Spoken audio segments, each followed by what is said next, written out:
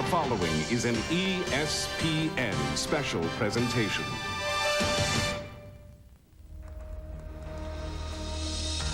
They came for a coronation, a celebration 54 years in the making. A city that only knows big, ready to explode. And why not? Throughout these Stanley Cup Finals, the New York Rangers had treated the Vancouver Canucks like a mere annoyance. While the scores had been close, the overpowering images were of a desperate Canuck team trying futilely to delay the inevitable. Of the Rangers doing what they wanted, when they wanted. The Rangers coming from 2 goals down in Game 4 to hand Vancouver a devastating home loss. So Game 5 began with Gotham at a boiling point, but Vancouver carried a 1-0 lead into the 3rd period. The stage was set for one of the most memorable periods in hockey history. The Canucks scored 2 quick goals and seemed headed toward an improbable victory. But then,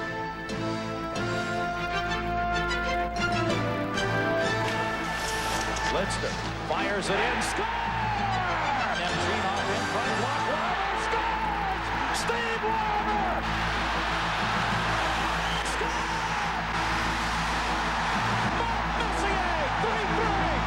3-3! With frightening speed, the Rangers had delivered a triple combination that left the Canucks dazed and apparently helpless. A building, a city, a generation awaited the knockout blow that would send New York City into a frenzy. Pavel Bure back. 3-on-2 for the moment. Rangers get back. Shot. Score! The Vancouver Canucks, Dave Babbage! Save made. Rick the rebound. Score! The Vancouver Canucks, Jet Cardinal! The knockout blow had indeed come, but for Ranger fans, by the wrong team, in the wrong place, at the wrong time. 2 powerful messages had also been delivered. The first was new and unexpected. This was now a life and death series. The second is 54 years old and all too familiar. Will the Rangers exorcise the demon and hoist the cup in Vancouver? Can the Canucks force a climactic Game 7 of a series that has finally become a heavyweight championship fight? Game 6 is next.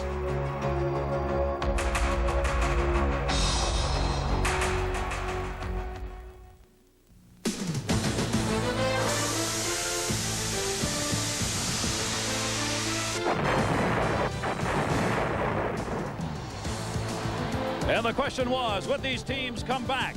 Well, yes, they have, to beautiful Vancouver, British Columbia, and they are ready to go in Game 6. On Robson Street, the other night, after Vancouver had won 3,000 miles away, they celebrated the victory in the fact they would play on. And when the team got home at 5:15 in the morning, some 2,500 people turned out to welcome Pat Quinn and the Vancouver Canucks. And tonight, here at the Pacific Coliseum, the New York Rangers and the Canucks will go at it in Game 6 as Vancouver tries to extend it again. Hello, everybody. Gary Thorne, Bill Clement, and welcome. Yes, we are back. One of the reasons, Brian Leetch, the man who's had a great series, had some problems. Well, he was a negative for the first time in the playoffs, Gary. Brian Leetch was on the ice for 4 Canucks goals in Game 5. He ran into a different game plan, too. The Canucks abused him physically. I feel that tonight this will be the greatest physical challenge in Brian Leetch's career because you know the Canucks will not change that. Also in Game 5, the Canucks found their offense. Jeff Courtnall had not scored in 13 games plus 2 periods, but in the 3rd period of Game 5, Jeff Courtnall came through in a big way. He scored 2 goals, and the Vancouver Canucks knew all along that Pavel Bure would produce, but now they have help, and the offense is officially on track. That's why, folks, we have a horse race here in this series. One thing these teams have learned, both of them, is that the other can win. From Vancouver's perspective, Steve Levy. The Vancouver Canucks are a confident bunch, and that makes them very difficult to beat right now. If, in fact, they were ever to all the Rangers, that feeling has gone away. They're no longer into with that great third period. They feel like they have a chance to win this whole thing. Here's Al Morganti. Steve, I talked to Rangers coach Mike Keenan a few minutes ago. He's already happier with the attitude of his team tonight. More of a hockey game feel than the event that was supposed to happen in New York. So at least for one night, happy to be away from Gotham, happy to be away from the distractions. Gary? Al, thanks very much. In this series, both of these teams have played their best hockey on the road. Can the Rangers do it tonight? They'll have Jeff Bukaboom back. A big play in the first period of the last game. Bukaboom was thrown out for instigating a fight. That opened the ice up, and this man, Jeff Courtnall, responded for the Vancouver Canucks. They'll both go at it again.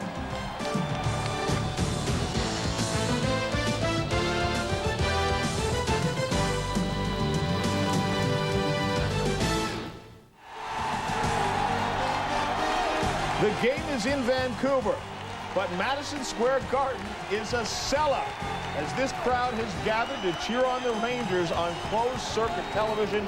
We will keep you updated, take you there from time to time throughout the night. Welcome back, John Saunders, Barry Melrose, and Darren Pang. And interestingly, 6 goals against Mike Richter in game number 2. He didn't play that bad. He gave up some rebounds, and the Canucks think they have him solved. They do. They think that one of the guys, Cliff Ronning especially, is telling us that his angles are bad, that goaltender Mike Richter, that's one of his strengths. He plays his angles so poorly. We knew if we put some pucks on the net, we'd have open nets on the rebounds. I think Cliff has got it wrong. I really believe that Mike Richter's a strong angle goaltender, but I think the problem that we're seeing right now is odd man situations and reading the rush. Mike Richter, as we see right here, he's out so far, and he's got to travel so far to his right. If he was shallow in his net, just on top of the crease, less room to go. Now you see Dave Babbage on the go-ahead goal and the game-winning goal goes low to the stick side, and it's because Mike Richter isn't reading situations. It's not because he's not playing his angles well, and we know that Cliff Ronning's an awfully good player, Barry. Well, I think Cliff Ronning's one of the keys to the series. The Canucks have played the 3 best games in Madison Square Garden because that's when Cliff Ronning's played the most hockey. They haven't worried about line matchups in New York, with New York getting a last change. That line has played the most, Ronning, Momesso, and Gilina. That's one of the reasons they played their best games and won 2 games in New York. Yeah, they certainly have 2 games in New York, and meanwhile the Rangers have won 2 in Vancouver. Home ice means nothing in the Stanley Cup Finals. We will get you to game number 6 in just a moment. A look at downtown Vancouver as they prepare perhaps for another celebration if they can force Game 7. We'll find out in a moment.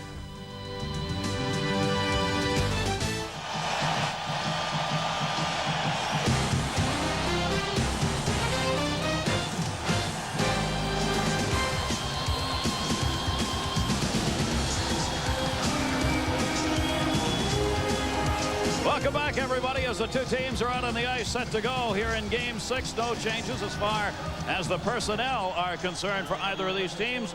We'll see those who have been going throughout this series, including the goaltenders. Mike Richter, 1.99 for the playoffs this season. He's been in them all, 15-6 for the New York Rangers.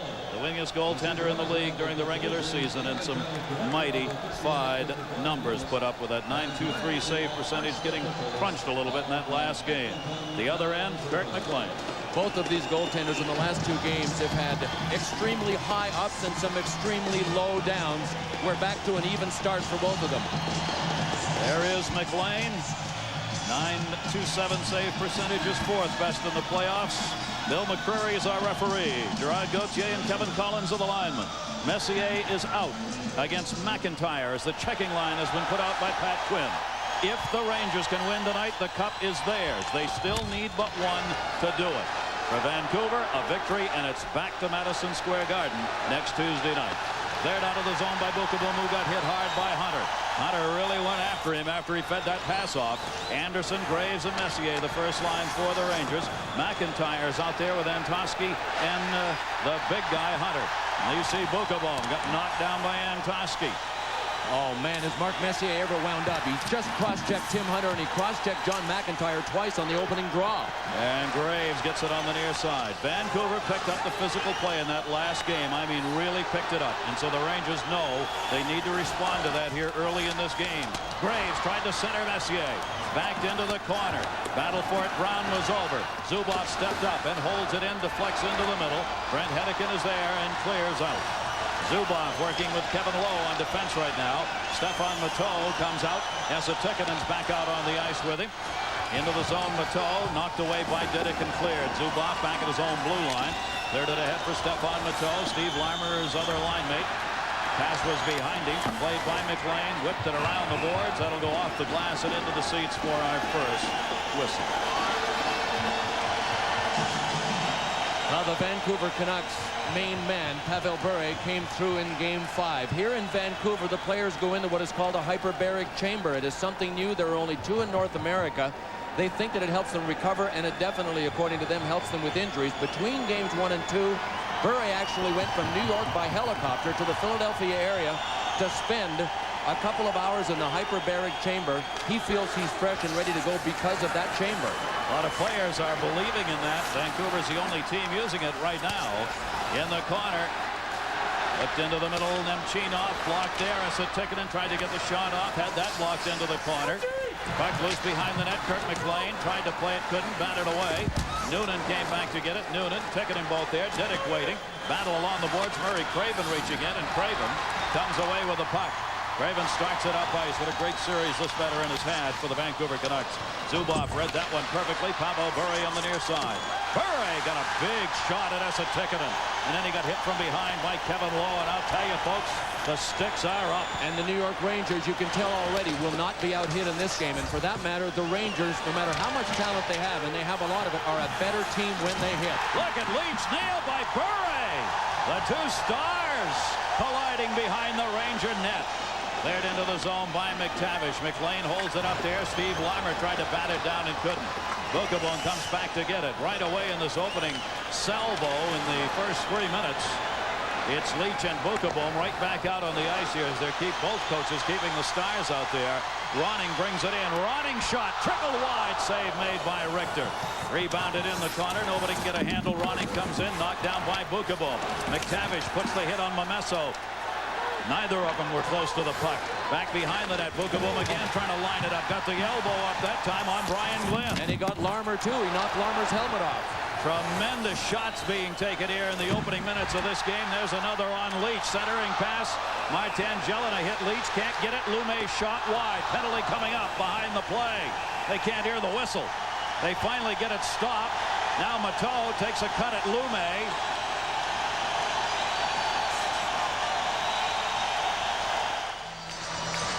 Bookabone has picked up the elbow and call at 3:02, and the Canucks will get the first power play of this game. And the way Pavel Bure has started, you could swear he slept all night in the hyperbaric chamber because, boy, is he ready. Watch, he sees Tikkanen coming. He downs Tikkanen. Kevin Lowe comes. Bure went down low so that Lowe wouldn't wipe him out. Bure is jacked up. Vancouver has not scored on their last 12 power play chances. Their power play has not been the reason they've taken this to Game 6. Linden drops it off. They have gone 1 for 31 against the Rangers. Rangers trying to clear it out of the zone. Doug Lidster. Linden was over there and held it in. Back to the point. Brown over to Bure near side. Messier moves out on him. Back to Courtnall. Courtnall tied up by Leach. Ronning gets the puck.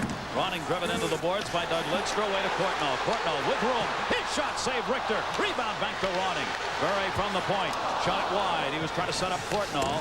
Brown steps up. Holds it in for Ronning. Centered shot. Fanned on Courtnall. Rebound. Save made. Richter behind the net. Ronning trying to push it in front. Richter couldn't cover it up and went behind the net. Ronning comes away with a rebound. Vancouver power play. No score first period. It is hellacious out there on the ice right now. Bringing it in Courtnall again. They've got 1:06 left in the advantage, and they are moving the puck. Courtnall tied up. Messier cleared it out of the zone. And a new look for the Vancouver power play. The first time in this series we have seen Pavel Bure not up front, but on the point on this power play. There is Trevor Linden starting the puck up ice. Dropped it through center. Adams hit by Tikkanen, lost it. Steve Larmer at Tikkanen, and they clear. The penalty-killing unit of the New York Rangers in this playoffs has been nothing short of unbelievable. They are 92.9% effective in the playoffs overall, killing them all. Zubov will play it out at center. The Rangers have given up only 7 power play goals in 100 chances for the opposition in the playoffs this year. Down to 23 seconds in the Vancouver power play. Brought up by Lume. Lume into the zone. His shot saved Richter. Rebound cleared up Richter obviously trying not to give up those deep rebounds in this game. Held on to down low. Craven dropped it. Adams, great save. Rebound came to Greg Adams. Couldn't get the second shot off. Richter, some outstanding saves on this power play, and it is over. Vancouver 0 for 1 in the game and 0 for their last 13 on the power play. Anderson brings it in. Anderson centered it back for Wells. It was intercepted and cleared out of the zone by Murray Craven. Zubov back to get it. Zubov over to Wells. Stepan Matteau out there with Tikkanen and Anderson. Good shot put on by McIntyre behind the play as he ran Jay Wells. Rebounded to the near side post for Kirk McLean. Diddick clears it through center.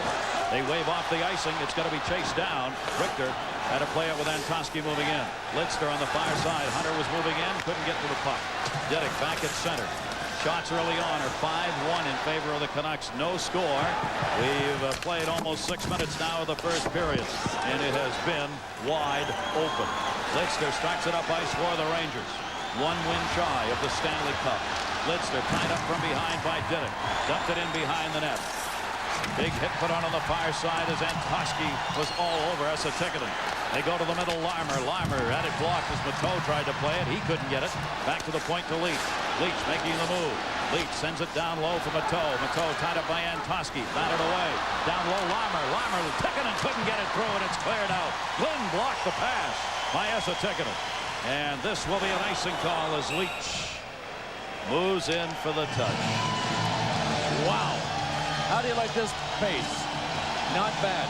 You had to figure that this might be a game to end all games. The Vancouver Canucks in Game 5 really found themselves, and they proved to themselves they are worthy competition for the New York Rangers. And the New York Rangers were subpar. We have always seen the New York Rangers this season bounce back from bad performances. That's why you had to look upon this Game 6 as potentially a terrific tilt. Murray Craven has had 4 goals, 9 assists in the playoffs. What a play he made here. You know, this sequence tells me that the Vancouver Canucks are pretty loose. They did not score on it, but they are on the power play. If you've got the jitters, if you're squeezing your stick a little too tight, you're not going to think really well on the power play when you get into those tight situations. But Momesso to Craven into Adams, they really look loose. And their assistant coaching staff told me before the game, said, really, legitimately, we are loose right now. Our guys are in there, and they are loose as can be. Rangers win another draw. Mark Messier, who's been outstanding on the faceoffs throughout this series, got another one there. Messier's been winning upwards of 60% of the draws here. Adam Graves, and a save made. Graves, the Rangers would love to see him start scoring. He has not had a goal in 9 games. Messier pinned up in the corner. Graves comes over to get it. Graves, of course, their leading goal scorer during the regular season. Pinch back into the middle. Brown got it out. Courtnall looking ahead of him, and Nathan Lafayette cutting. Dumped it in hard. Richter, the bouncing puck to the corner. Kovalev over for it. Kovalev dumps it off behind the net. Bookabum to Messier. Messier, Graves, and Kovalev now on the line that Anderson moves in and out of with Kovalev. Good play made by Brent Hedican. Hedican just reached in and took that puck away. Rangers step up again to hold it in. Kevin Lowe did that time. Played behind the net by Hedican. Rangers making a change behind the play. Courtnall flipping it ahead. Knocked down. Lowe drops it back to Zubov, up for Anderson. Anderson saw the hit coming and avoided it. Puck rolls free at center. Brought in by Nemchinov. Nemchinov looking to the middle. Anderson was there, never got through in the pass. Save made by Kirk McLean on the shot instead. Murray Craven drops it off to Courtnall. Hooked from behind by Nemchinov. Courtnall moving in. Courtnall stripped by Zubov, got it back. Courtnall looking. Craven shot blocked by Kevin Lowe. Rebound of Bure. His shot blocked as it hit Brian Noonan. Into the corner, Courtnall. He's had a very long shift. Lume dumped it in behind the net. Courtnall still out there. Now he heads to the bench. About a minute and a half worth for him. Zubov clears it up. Rangers back with Steve Larmer. Larmer in the middle. His shot wide. Rebound into the middle. Larmer followed it up himself. Zubov down low. Noonan in front. Noonan wants the backhand. Dropped it back.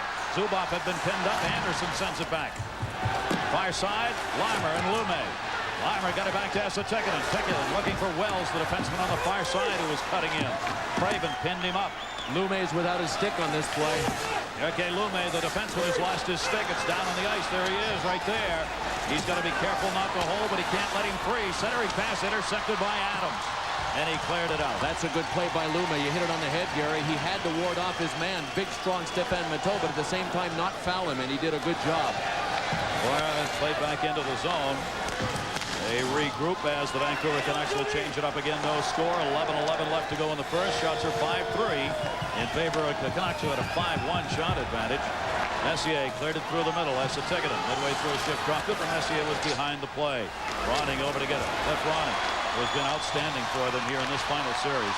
Martin Jelena, he saw the hit of Bukaboom coming and just kind of jumped up and was able to spin off it. You know, that play is what the Rangers did not do in Game 5. That confrontational defense in the neutral zone. If you get the puck and you're a Canuck and you look up, you know you're going to have the weak side defenseman coming across like Bukaboom did. Did not happen in Game 5, but it's happening here. Shots are 5-3 Canucks, but there's no score on the board in the first from Vancouver. Pavel Bure had 2 goals and an assist in the third period of the last game, tying a record for points at a period in a Stanley Cup Final. And Pat Quinn, the Canucks coach, is no different than any other coach. He looks for positive signs, and from Pavel Bure's standpoint, the positive sign is that he is involved. Yes, we expect him to score, but when he's involved physically, the chances of him scoring are much greater. Momesso dropped it back out in front. Bukaboom was there between the legs, intercepted by Momesso. Momesso cleared it around the near side. There's so much hitting going on. No one got to the puck. Save made by Richter. Penalty coming up. Rebound shot. Ronning. Great save. Mike Richter right now is standing about 9 feet tall for the New York Rangers. He is the reason there's nothing up on the board for the Canucks. Add about 8 feet of width to the 9 feet in height. Boy, oh boy, this could very well be a 2 or 3-0 hockey game. That shot, luckily Richter was set because it got through Bukaboom cleanly, and you can't fault Richter for that rebound. He didn't even see the shot coming. Cliff Ronning was moving away from the shot. It's almost like a fadeaway jumper. Sometimes you don't get enough on it. Watch the goal cam reaction right here. See, had Ronning been heading towards the net, he would have had a better chance of getting something on that, but he was fading away from the net. Richter was something to prove because some of the Vancouver Canucks, Cliff Ronning, in fact, was one of them, said he plays his angles poorly. He's a bad angles goaltender. Brian Leetch, interference at the 9:39 mark in the second power play of the game for the Vancouver Canucks, who have not scored on their last 13 power play chances. The Vancouver team was delayed in New York after the game the other night, 90 minutes. They couldn't find fuel for the plane at JFK. Shot from the point, score! Jeff Brown, power play goal!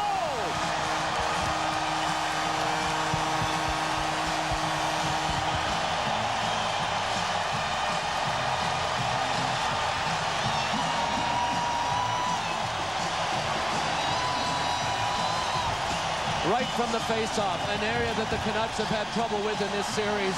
Trevor Linden to Jeff Brown, and he launched a rocket that was deflected by Esa Tikkanen, who had gone out to block the shot. It looked like it went off his foot,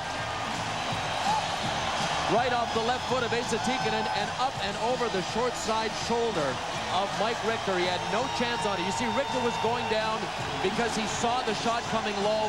It deflected over his shoulder, and the Canucks are now on the board with a power play goal, which has only happened once in this series. A 1-0 lead, their first in 14 power play chances. The Vancouver Canucks have taken the lead here at home, 1-0.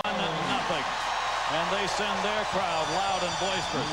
This city has not stopped celebrating since the victory the other night at Madison Square Garden. Last night on Robson Street in downtown Vancouver, they were out hollering and driving around. The cops had to shut off a couple of streets in order to stop the cars from going up and down, and the screaming and the horns. They went at it all day today, and they're here tonight. 1-0 on the power play goal. Picked up at 9:42. Brown's second of this series and his fifth of the playoffs from Trevor Linden. 1-0. Leetch moving in. Brian Leetch, shot, save made. Rebound McTavish, covered up by Kirk McLean at the side of the net. The Canucks are out shooting the Rangers 10-5, and they have a 1-0 lead. There you have a live look at Times Square in New York, some 3,026 miles away. Some of the stars who've been following these games. Farrah Fawcett's been on hand here. Ryan O'Neal with her. Spotted at a restaurant last night and here at the game tonight. It's too bad she's not pretty. That's all I gotta say. Too bad Ryan O'Neal's with her. No, not really. Off the face-off, Tikkanen back to Lowe. Kevin Lowe Dropped it off in the corner. Dedick over to get it. 1-0 lead. Canucks have the power play goal. Cleared around the boards and out by Brown. Played at the far end. Richter had to come over to get it. Hit into the crease. Zubov over. He's going to be double teamed. Nathan Lafayette moves in. Zubov moved it up. Linden held it in. Zubov got it back. Zubov ahead for Tikkanen. Tikkanen moving in. Larmer's in the middle. Pass for Larmer. Bounced in. Held onto by Kirk McLean. Larmer went in on a little bump there and made sure that they moved him out as Brent Hedican moved in on it. The veteran Steve Larmer, who has had 3 goals in the last 3 games, 1 in each. Boy, he just keeps on ticking. He is the first guy on at practice, the last guy off. On game days, he gets to the rink at 3 o'clock, and he has at different times in this series been given a real rough ride. That was game 4. He got hit by a stick. I think it was his own stick. He was cut on the play. Never missed a shift. One of the great competitors the game has ever known. One of the many veterans who's made the difference for the New York Rangers this season, Larmer. And the question in the Vancouver newspaper was, if they win the cup, can he smile? He can smile. He's just so intense. I mean, what is underrated about Steve Larmer is his intensity. Shot by Bukaboom. That one wide, and Kirk McLean didn't see much of that one. Leach tried to hold it in. Nathan Lafayette cleared it out. Mark Messier comes back to get it. Messier, who's had a goal and 3 assists in the last 4 games, is second among goal scorers behind Bure with 11. Kovalev shot blocked right back to him. Kovalev sends it in for Messier. Messier got tied up at the net. Messier pushed Brown, and Kirk McLean reached out with his glove and tried to hit Messier, but he missed him. Held in the zone. Kovalev back for Messier. Tried to wrap around. Couldn't get there. Leach at the point, unable to hold it in. Kirk McLean got hit again, this time by Adam Graves, who was in the crease. Rangers may be thinking a little bit about real close in action. There's no question the Rangers have decided to step up their physical play for no other reason because the Canucks did in game 5. Here comes Linden. Linden, the shot. Save made by Richter. It was blocked by Lowe and then off the end of Richter's glove. Zubov plays it up along the far side boards. Into the middle.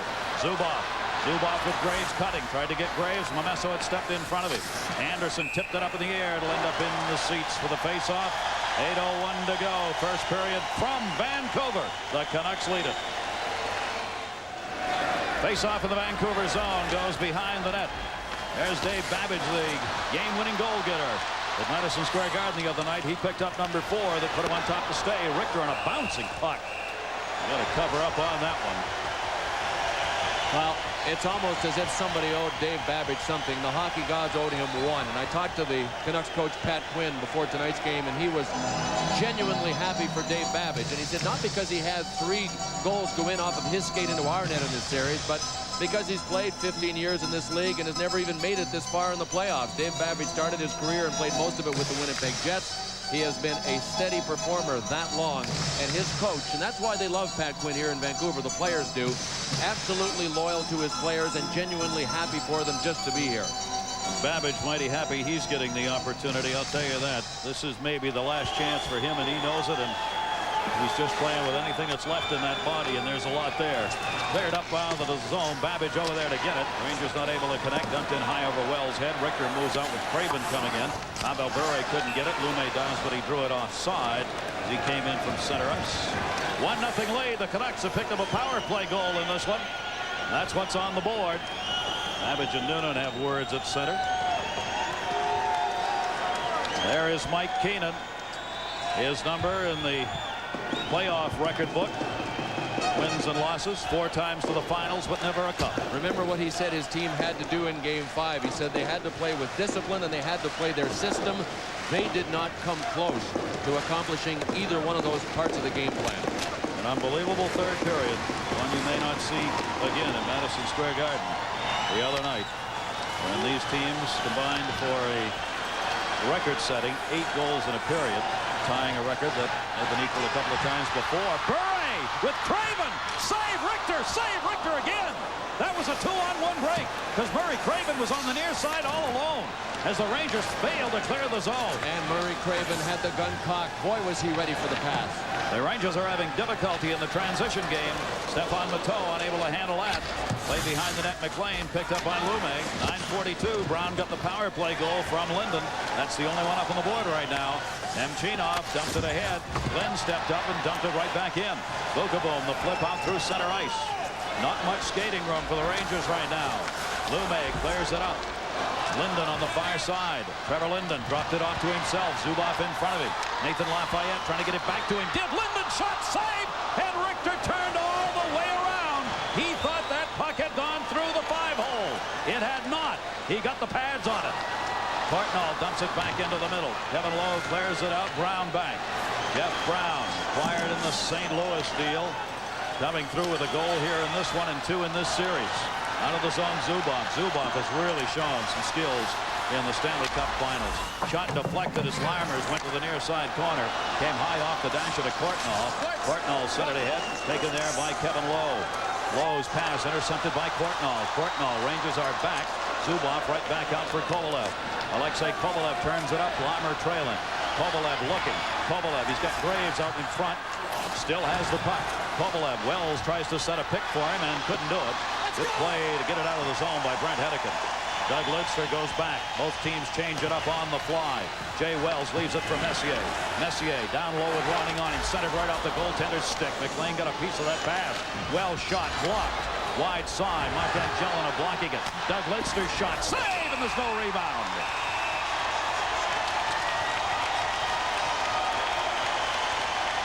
Boy, Kirk McLean has done a great job of smothering the rebounds. Adam Graves was there before he got collared by Gerald Diddick, but there was no rebound.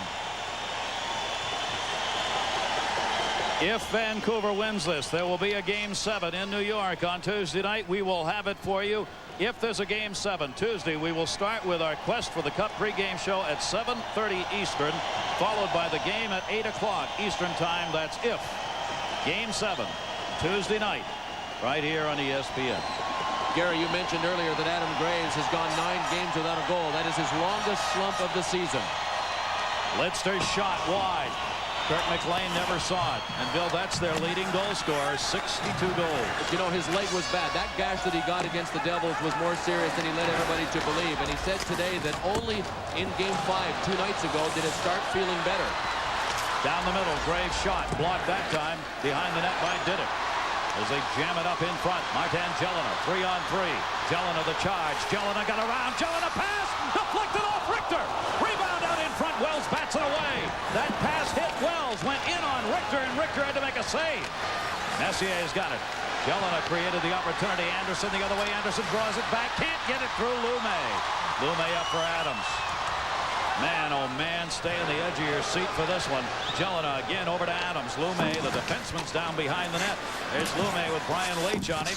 They crunch it in the corner. Lume freed it up for Jelena. Jelena had nobody in front. Bukovo moves in on him. 4:18 to go. First period. A power play goal by Jeff Brown. And the Canucks have a 1-0 lead in Game 6. Again, Jelena up to the point. Shot, Glenn. Deflected in front to Craven. Craven shot wide.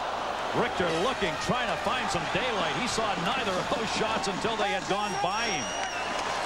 And right now, territorially, it's the Vancouver Canucks. Brought up by Glenn. Glenn skating it in, sends it around the net. Richter back to get it. Played it himself, but Bure's there. Bure, his shot wide. He was trying to hit Adams, cutting in on the far side. Brown had it tipped away. Esa Tikkanen moves it into the zone. Brian Noonan shot. His shot wide. All the way back to Lowe at center. Kevin Lowe drops it wide side for Zubov. Vancouver Canucks change it up with a fly. Dumped in by Zubov. Back out center, Bure. Trying to reach that red line to avoid the offside pass, but he could not do it. Canucks 1, Rangers 0.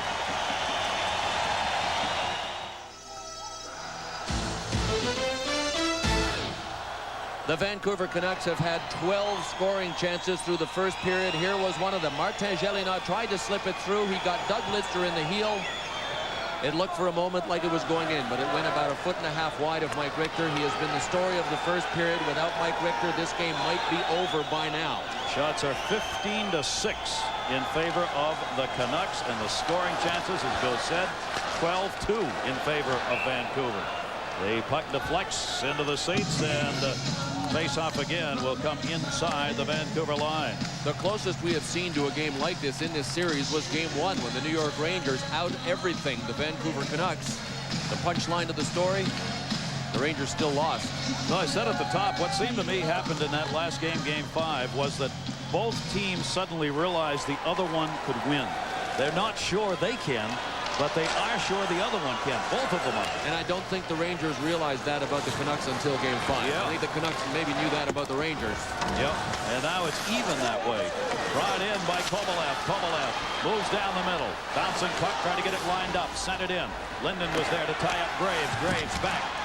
Zubov moving in. Taken away by Linden. Zubov got caught down low. Rangers hustling back. Lidster's there. Bure! Ripped it. May have gotten a piece of Lowe, who was in front of him. Lowe, who has blocked a ton of shots in his career, has had a couple here in this first period. Cleared up for Kovalev. And you see who else was up on the play? It was Jeff Brown. That was a wrinkle that the Canucks came with in Game 5, sending their defenseman up on the play. Tip to Limer, not enough to get it in on net. Limer on the setup by Graves. On the near side, Linden battling Limer. Behind the net, McLean's got it. Rangers have used only 3 lines in this game with a couple of players mixed in like Brian Noonan. That one was close. Now they get Joey Kosar out there for the first time with McTavish and Gilbert. First time they've been out. Kosar's shot deflects off the boards to the near side. Martin Jelena got it. Jelena dropped it off. 3-on-2 chance. Ronning brings it in. Leach took him down. And Bukaboom clears. There's what the Rangers did not have for 2.5 periods of the last game. There's no question Jeff Bukaboom leads the hitting parade for the New York Rangers. He has had a half dozen hits by himself in this game already. A big difference, and such a difference for Leach. He doesn't have to take that huge pounding he did when he's got Bukaboom out there with him. And the other thing that Bukaboom does, Gary, is he's as good at screening out a forechecker or holding him up as anybody in the league. At 6'5", he's got a long reach, so when Brian Leach is going back for the puck, Jeff Bukaboom just focuses in on the guy that's chasing down Brian Leach and generally screens him out.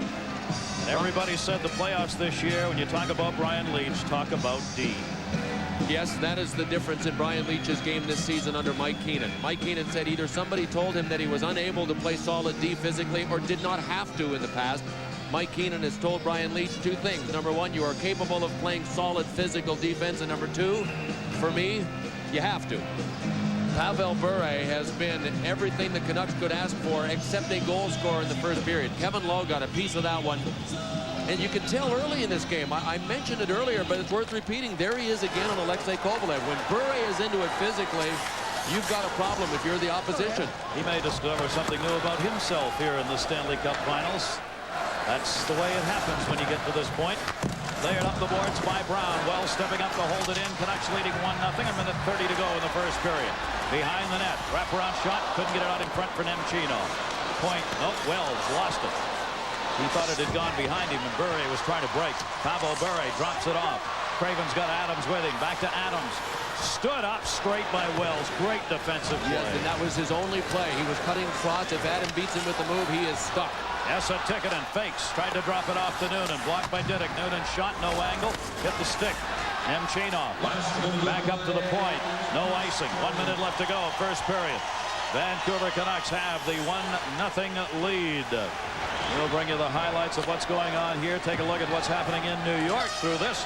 We'll take you back to John Saunders and company for our first intermission. Messier moved it into Graves to Messier. Blocked by Babbage and cleared out of the zone. Kevin Lowe goes back to get it. Lowe back there with Zubov. They call it white heat here in Vancouver.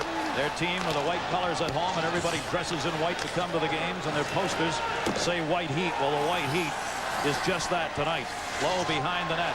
Gets tied up and taken down. Centered for Linden. Back to Lume. His shot blocked out deep. They're looking at the time remaining in the period. Mark Messier moving in. Messier drops it. Zubov, the defenseman. Zubov centered. Kirk McLean tipped it away. Courtnall over to get it. Courtnall starts it up with Linden on the right. Jeff Courtnall into the zone. Dump from behind. Linden couldn't handle it. And this period is a part of history. And the Vancouver Canucks on the power play goal by Jeff Brown at 9:42 from Trevor Linden have taken a 1-0 lead after 1 period of play in Vancouver. John? All right, Gary and Bill, thanks a lot, along with Barry Melrose and Darren Pang. We'll be back in just a moment to look at that first period, some of the things that happened. 1-0 is the score. Vancouver trying to force a game number 7. The reason it's 1-0, power play goal. Brown with the shot. First he fakes it, lets it go, gets a piece of Asa Tikkanen, and over top of Richter's shoulder. Back in a moment. 1-0 Vancouver leading the New York Rangers. Game number 6 of the Stanley Cup Finals. Welcome back, John Saunders, Barry Melrose, and Darren Pang. And the hitting, Vancouver really seemed to pick it up in the last couple of games, and it seems now to be taking its toll on the Rangers. Well, we've talked about it before. You don't hit to make that play that game. It's later in the series, game 5, game 6, game 7. People have been hit night after night after night, and then game 5 and 6, that's when it's paying off, and it's paying off now for the Vancouver Canucks. You'll see right here, Boom's there, and the puck's going to come to him. And he doesn't really want it. He just sort of throws a stick at it. Here we get a 2-on-1 off that play, and Richter makes a great save on it. The defenseman plays it well, forces Burry to shoot. Richter saves the bacon there, but you can see the other night against Leach and Zubov, he pounded them mercifully. I see that tonight. Zubov doesn't want to get in those situations where he's going to get hit like he was the other night, so that's going to pay off for both teams. The Rangers need somebody to do that to the Vancouver Canucks. Darren, we saw Mike Richter with a big save there, perhaps responding to the remarks you showed us before the telecast, Cliff Ronning talking about how Richter doesn't play the angles. Yeah, that's something to get somebody going. I mean, you talk about putting the fire under somebody. I think Mike Richter responded by saying, okay, Cliff Ronning, that's your opinion of how I play this game of hockey. And here's the first situation, Cliff Ronning against Mike Richter. Now, the key to this is it is a shot. It's read well. Mike Richter's out challenging on top, gets a left toe on that one. Ronning then gets another good chance here. This original puck goes through, hits the big fat pillows, but who's on the doorstep after the Momesso shot again? It's a little Cliffy Ronning. Can't exactly get that one up. But I tell you, if you want to get a guy going and get him motivated, Mike Richter's sharp on that one. Yeah, without Richter, this game could easily be 6-0 or something like that. So now if you're the Rangers, you take that to the locker room saying, we escaped that period with only 1 goal against us and then go from there? It's carbon coffee game 1, except the sweaters are reversed. Somebody in that Ranger dressing room, Messier, Graves, Boom, one of the big physical players, have to take over, and they got to reestablish that physical game. Right now, Vancouver's dominating in both ends of the ring. 1-0 is the score at the end of one period of play. Now, there's a sellout, as you know, in Vancouver, but there's also a sellout at Madison Square Garden. Hard to believe. They sold every ticket, every seat, get people in to watch this game on television. And Jimmy Roberts joins us now from there, Madison Square Garden. Jimmy. Well, John, almost every ticket and every seat. As if there isn't enough already going on in New York City this weekend. We had the Belmont Stakes here today. The PGA Tour is in town. The NBA Finals in this building tomorrow. Now this, capacity for an event like this, they tell me, is actually about 16,500, and they are there. 6,000 tickets, general admission, sold out in 6 hours at about $5 a pop. The remaining seats are filled by Ranger fans who could produce tickets from games 1 and 2. Couple of facts. Number 1, just like the other night, the same detail of police officers, roughly about 400. One of the commanders told me that it's the same type of thing that you might normally see at a heavy metal rock concert, something like AC/DC. One difference, no beer on sale here at the Garden. But think about it. This is basically a television program, so that makes Madison Square Garden on this night the largest and noisiest living room in America. Thanks, Jimmy. It's also the only living room that has a Zamboni going on, resurfacing the ice between periods. Remember, it is Madison Square Garden, so we know there may be a few things tossed on the ice. They might have to do that. Back with more in just a moment. We'll take a look at the Vancouver Canucks as they try and get somewhat of an edge, a little space-age technology for the Canucks, trying to take them to the Stanley Cup.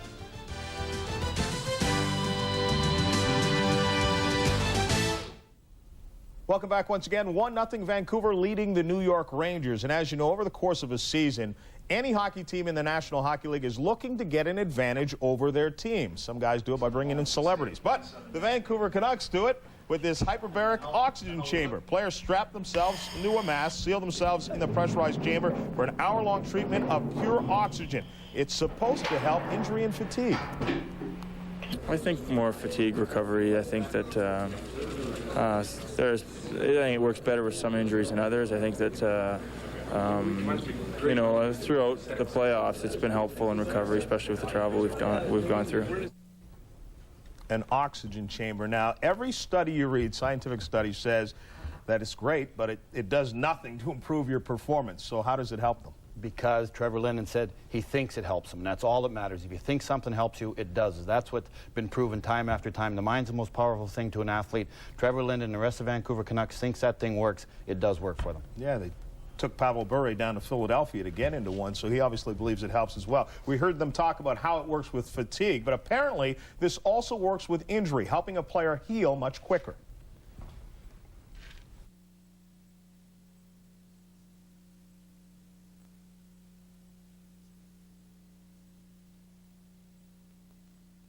some audio problems there, but Darren, as far as how this affects the players, from a player's standpoint, what do you think about this? Well, several of the injuries, and I've been injured many times in my career. I mean, if you can speed up even a couple of days of this for a 7th game of a Stanley Cup Final, for a 5th game or whatever it may be, both mentally and physically, this is just a huge positive. And obviously it didn't work for them in last year's playoffs, but it's reaping benefits in this year's. What about if you're the other coach or the other team and you know they have this and they think it works for them? Does that work against you? I go down to the used hyperbolic chamber dealership and get one real quick for Game 6 and Game 7. And the used hyperbolic dealership, if you know the number, please give us a call. Barry Melrose and the Los Angeles Kings are looking for one. Back with more in a moment. 1-0 is the score. Pavel Bure spent some time in there, and apparently it's worked for him as he nails Asa Tikvik. Back in a moment.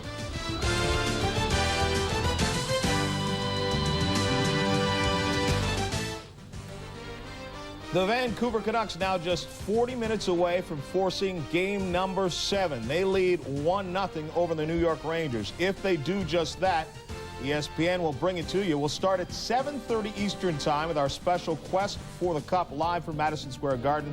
Then Game 7 at 8 o'clock Eastern. We'll find out if we need it in a moment. Back to Vancouver when we return.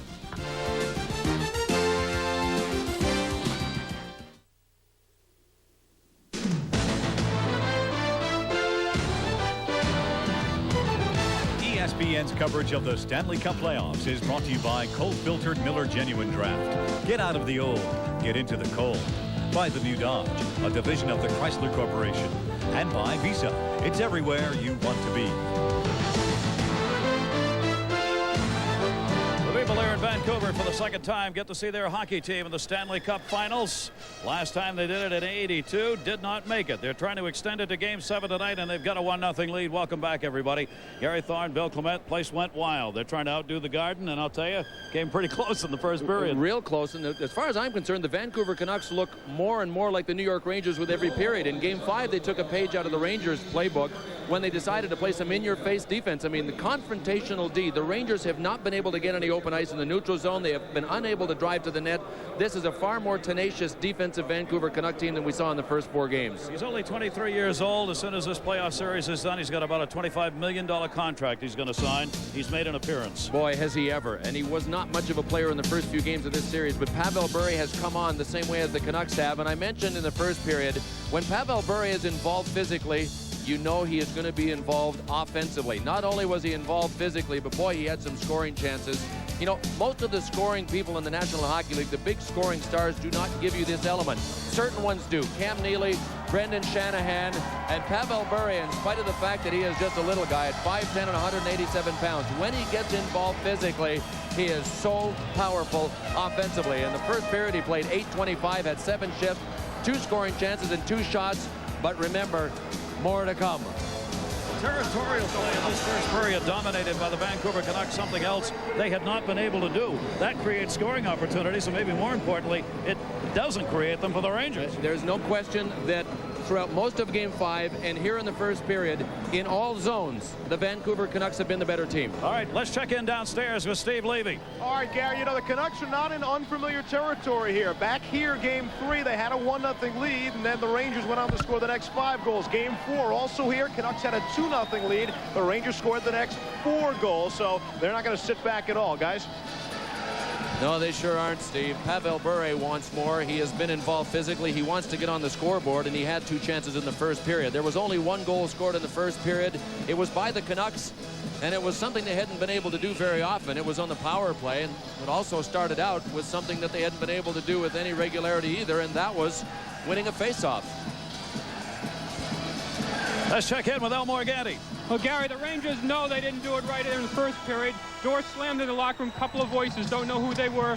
But the word was that word you hear so often in hockey when there's nothing good to talk about. Brutal, just brutal. So they know it was ugly. And Mike Keenan made a very, very short appearance, and they let them stew on their own. Hopefully they come out cooking for this period. They do not want to go back to Madison Square Garden for a Game 7 because that becomes a crapshoot. And they don't need to hear 1940 anymore in a crapshoot game. The only goal. Off a face-off, something the Canucks have not done with any regularity. Power play goal, only the second one of the series. If the Vancouver Canucks do not win this series, they may just say they ran out of time because everything seems to be turning for them here in Game 6. Jeff Brown, the man who got the goal by that man Mike Richter, who made 15 saves in the first period. The scoring chances were 12-2 in favor of the Canucks. The shots were 16-7 in favor of the Canucks. We begin the second period. Vancouver 1 for 2 on the power play. Rangers did not have a power play chance. Only 2 penalties in the first. Vukovic and Leach picked up those penalties. Kovalev up on the check, comes back to center ice. Vukovic sending it back into the zone. Hunter is there. And again, it's going to be McIntyre's line out there against Messier. Kovalev starts this period with Messier and Graves. Kovalev's blue liner. Right pad save made by Kirk McLean, who kicked that one away. I think the Rangers are going to have to take those shots. In the first period, they looked for the pass instead of the shot, and the Vancouver coverage was so good, the pass wasn't there. The Rangers have to start shooting it the way Kovalev did, and then try to drive for a rebound if there is one. The old adage, Bill, you don't shoot, you don't score. You got to get it on net. Vancouver proved that in the last game. You do it enough, and sometimes it just goes in. Murray Craven looking, shot, deflected. Adams is cutting in, but it bounced away from him. Greg Adams back to Murray Craven. Craven tried to get it to Diddick, the defenseman cutting in. Diddick comes to the corner. Back for Craven. Craven in front, shot, great save! Greg Adams, that had goal marked all over it. And again, Richter makes a magnificent save for the Rangers. Kovalev shot wide on the near side. Played by Mateau. Mateau dumped it to the corner. Babbage is there.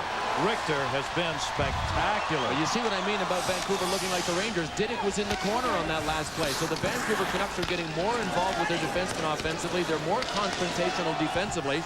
They look like the Rangers. They are playing that way, and as a result, they're coming away with the advantages in all the important departments.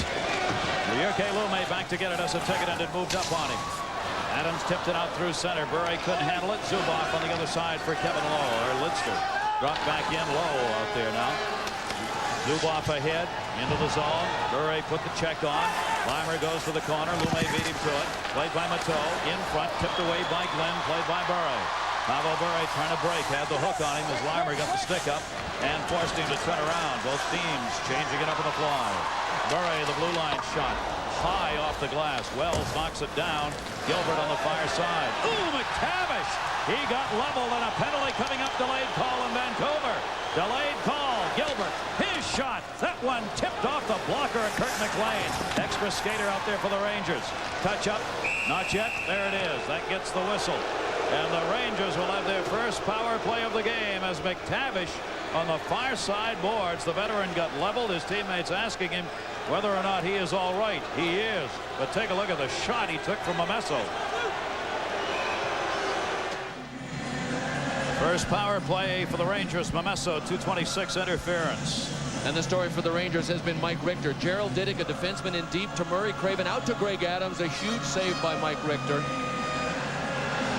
If the Canucks are going to score, it's going to have to be a deflection like the first goal. Richter is incredible. Leach, Messier along that far side. Leach the shot. That one deflected as McLean got a piece of it going by. Short-handed. Vancouver Canucks. Courtnall moving in. Courtnall, short-handed chance. Zubov cut him off, but Courtnall kept control of the puck, then coughed it up at center to Graves. Graves sends it in. Messier stays with Graves and Limer on the power play unit. There's Limer. Leach and Zubov along the blue line. New York Rangers have not done much with their power play chances, as you see in this series. 3 for 22. Cleared out of the zone to Courtnall, short-handed. Short-handed. Just out of the reach. Hennigan reaching for it. What a race. Hennigan, the fastest St. Louis Blue before he was traded to Vancouver, so you know how fast he is. And Adam Graves went at it nose to nose, and Hennigan pulled away from him. He had it if he could have got the puck on the stick. Cleared out of the zone by Diddick. Diddick and Henderson working back on defense on the short-handed unit for Vancouver. Leach starts it up. Canucks lead at 1-0, 3.5 minutes into the second period. He intercepted Pavel Bure. Bure short-handed. Oh, it hit him in the mask. It deflected on Richter right off the side of his mask, and it jolted his head. Bill McCreary yelled back at him, the referee, "Are you all right? Are you all right?" I'm not sure he got an answer. Boy, that one stung him a bit. Zubov. Bure really ripped it. Kovalev dumps it wide side. Noonan had to knock it down. Power play Rangers. Back up to Kevin Lowe. 30 left on the Ranger advantage. Off the dasher, played by Noonan. Noonan leaves it. Kovalev. Mateau set up in front of the net. Near side Zubov. Challenged by Craven. Over to Lowe. His shot deflected. Noonan tipped it. Played to the side of the net by McLean. 16 left on the power play. Zubov. Zubov wristed it to Mateau. Mateau back up. Low shot. It's a save. Rebound. He had the net and missed it. Zubov had the net and missed it. And the power play is over. The Rangers do not convert. Zubov had McLean down and shot it too high. Martin Gelinas to Ronning. Ronning fakes. Turned by Lowe. Shot. Save made. Momesso the follow-up couldn't get it. Richter got that one off the blocker. Lume sends it back in.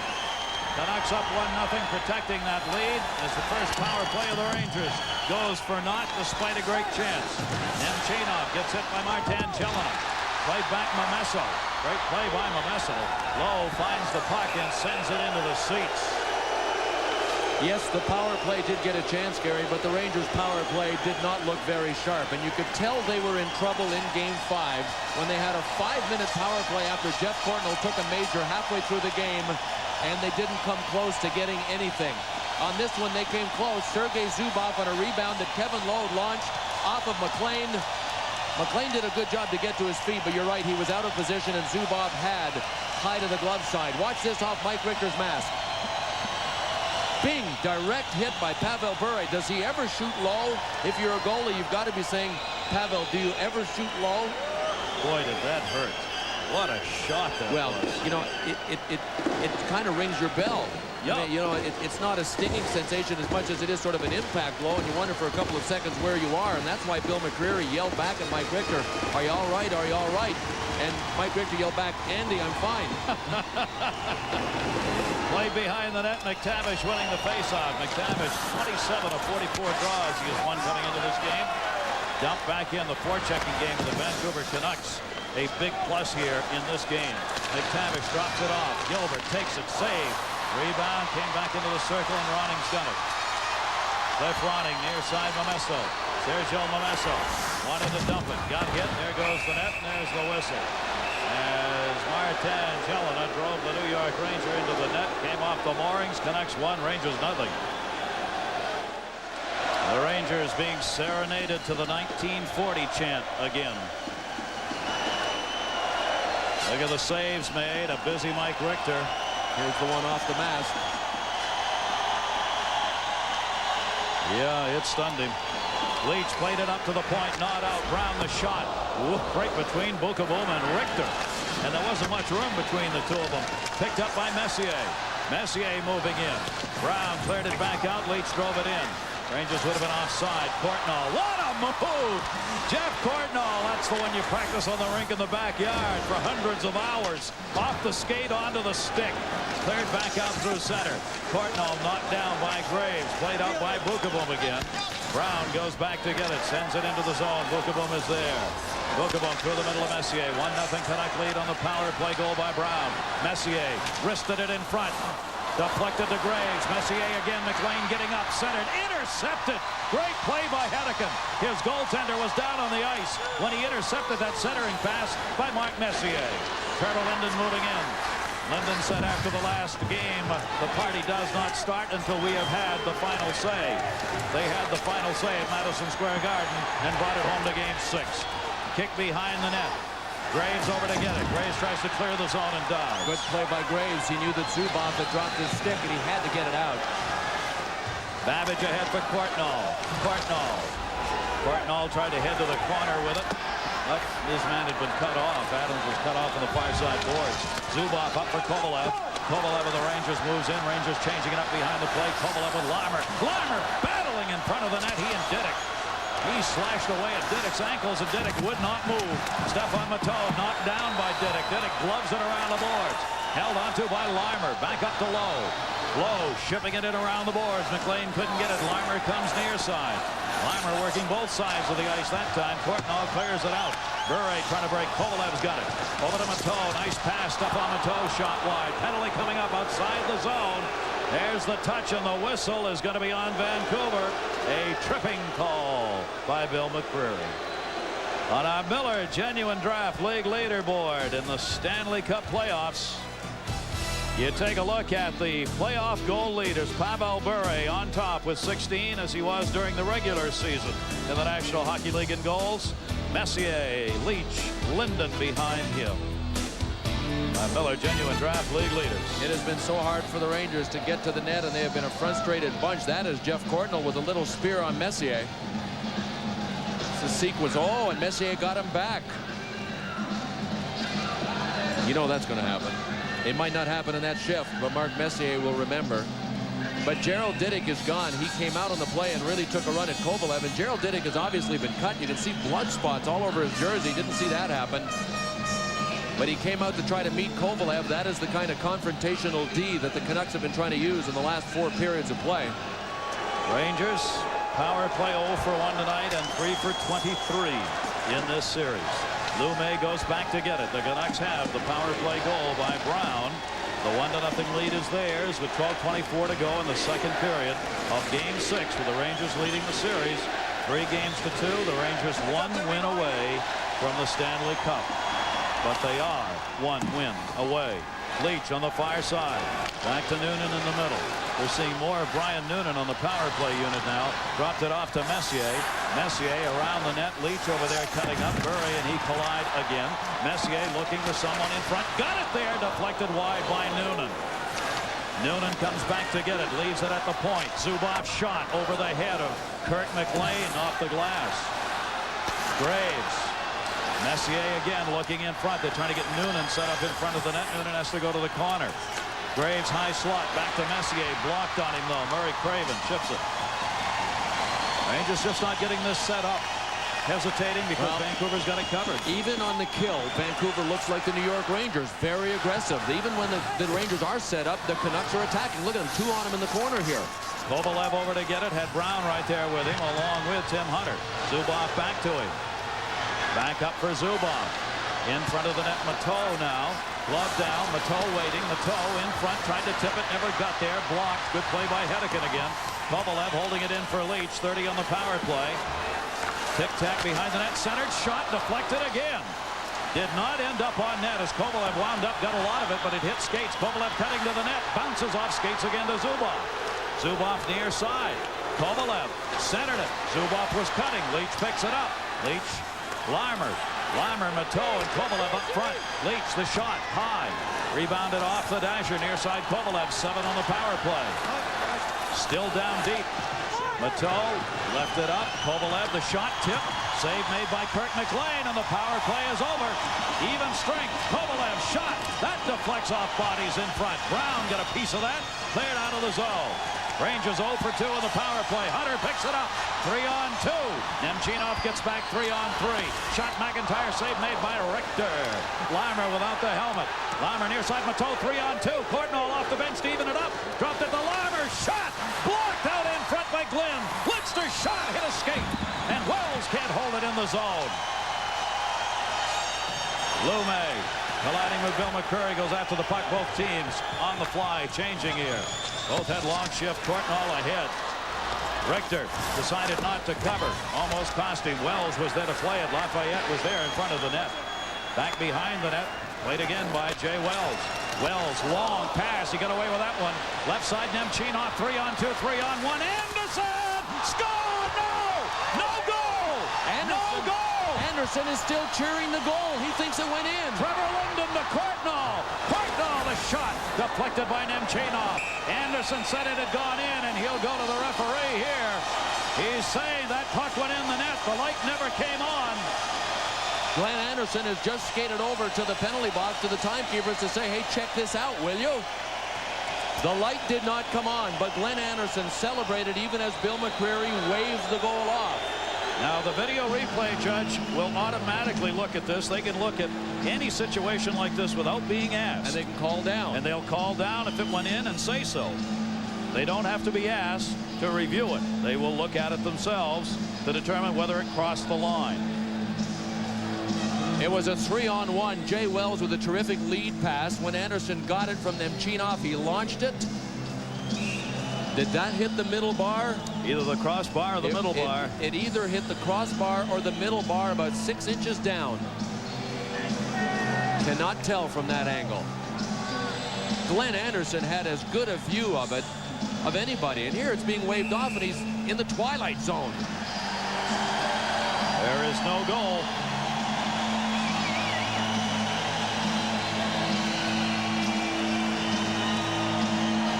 Crossbar. Anybody at home find themselves saying tilt up on that last one. Crossbar. Crossbar. There was no goal. Crossbar. Here's the overhead.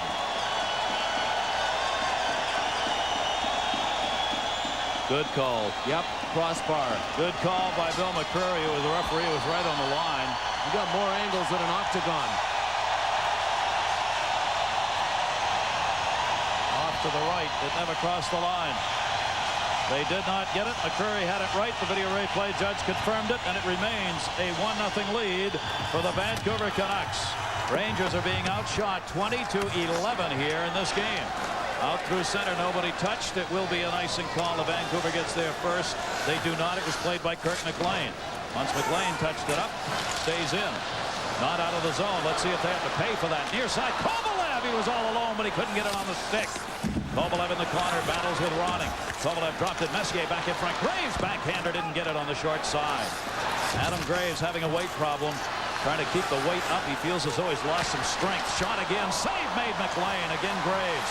Kovalev circling. Ronning had it. Lost it. Kovalev. 360. Messier in front. Messier tried to jam it, but it hit the back of the net before it got to him. Kukaboom stepped up to hold it in. Near side. Kovalev could not get it.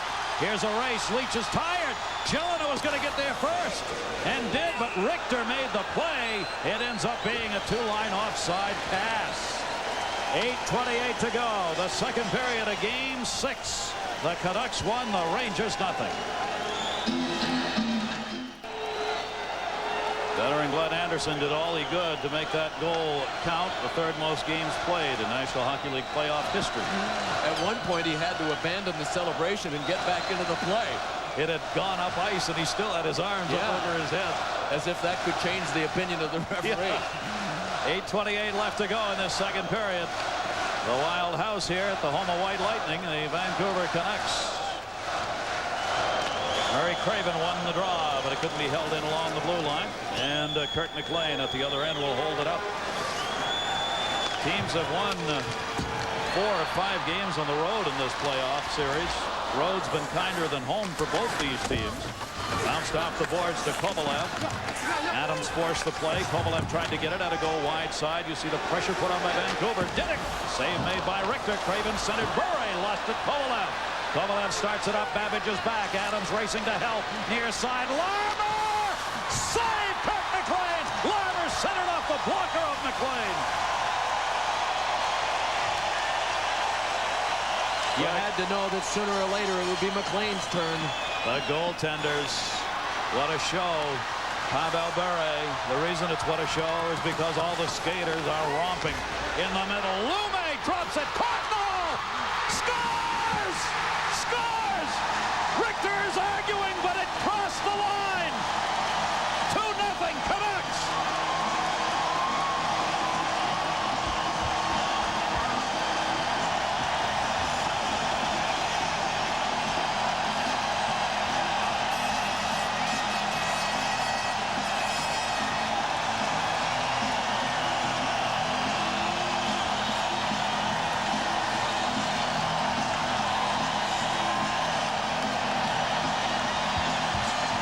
The New York Rangers got caught up ice in a big way. Jyrki Lume jumped into the play as he did often in Game 5. Got it to Jeff Courtnall. Doug Lidster, in trying to help, deflected it between Mike Richter's legs, and Richter argued it, but it did in fact go across the line. From our goalie cam, there is Lidster's deflection. There it is across the line. And Jeff Courtnall is a hot guy. After going 13 games without a goal, he now has 3 in the last 2. That is the best news the Vancouver Canucks have heard in about a month. It is a 2-0 Vancouver lead. Courtnall credited with a goal. And the Canucks, they are earning it. They are working it. Offside on the Rangers. The invisible Jeff Courtnall, who is clearly a goal scorer and always has been, just got lost in the last series, and particularly in this one, than the other night when they needed him at the Garden. Their second leading scorer during the regular season delivered. There is Alexei Kovalev fanning on a pass that sent the Vancouver Canucks away. The Rangers had moved up on the play. Not enough people back, but give Lume some credit. He jumped up into the play and created the overload, and Doug Lidster had a 2-on-1 to deal with. Courtnall, his 8th of the playoffs and 3rd of this series at 12:29 from Lume and Bure. In the corner, Lume tipped it away, and the Vancouver Canucks lead 2-0. And Toski cleared it around the far side. Rangers trying to pin it in, couldn't. Could be an icing call. Lidster, McIntyre, Richter was forced to play it. He didn't dare not to, and a penalty coming up. A delayed call on the Canucks here. There's the whistle. See if Bill McCurry is going to call a goaltender interference here or not. It is an interference call on McIntyre, the Rangers power play, when we come back.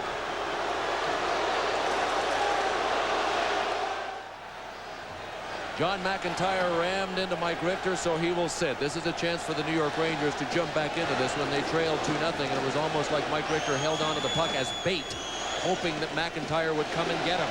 He did. He did, and he's gone, and the Rangers have their 3rd power play of the game, and McIntyre out of there at 12:23. They have not converted on the power play in this game.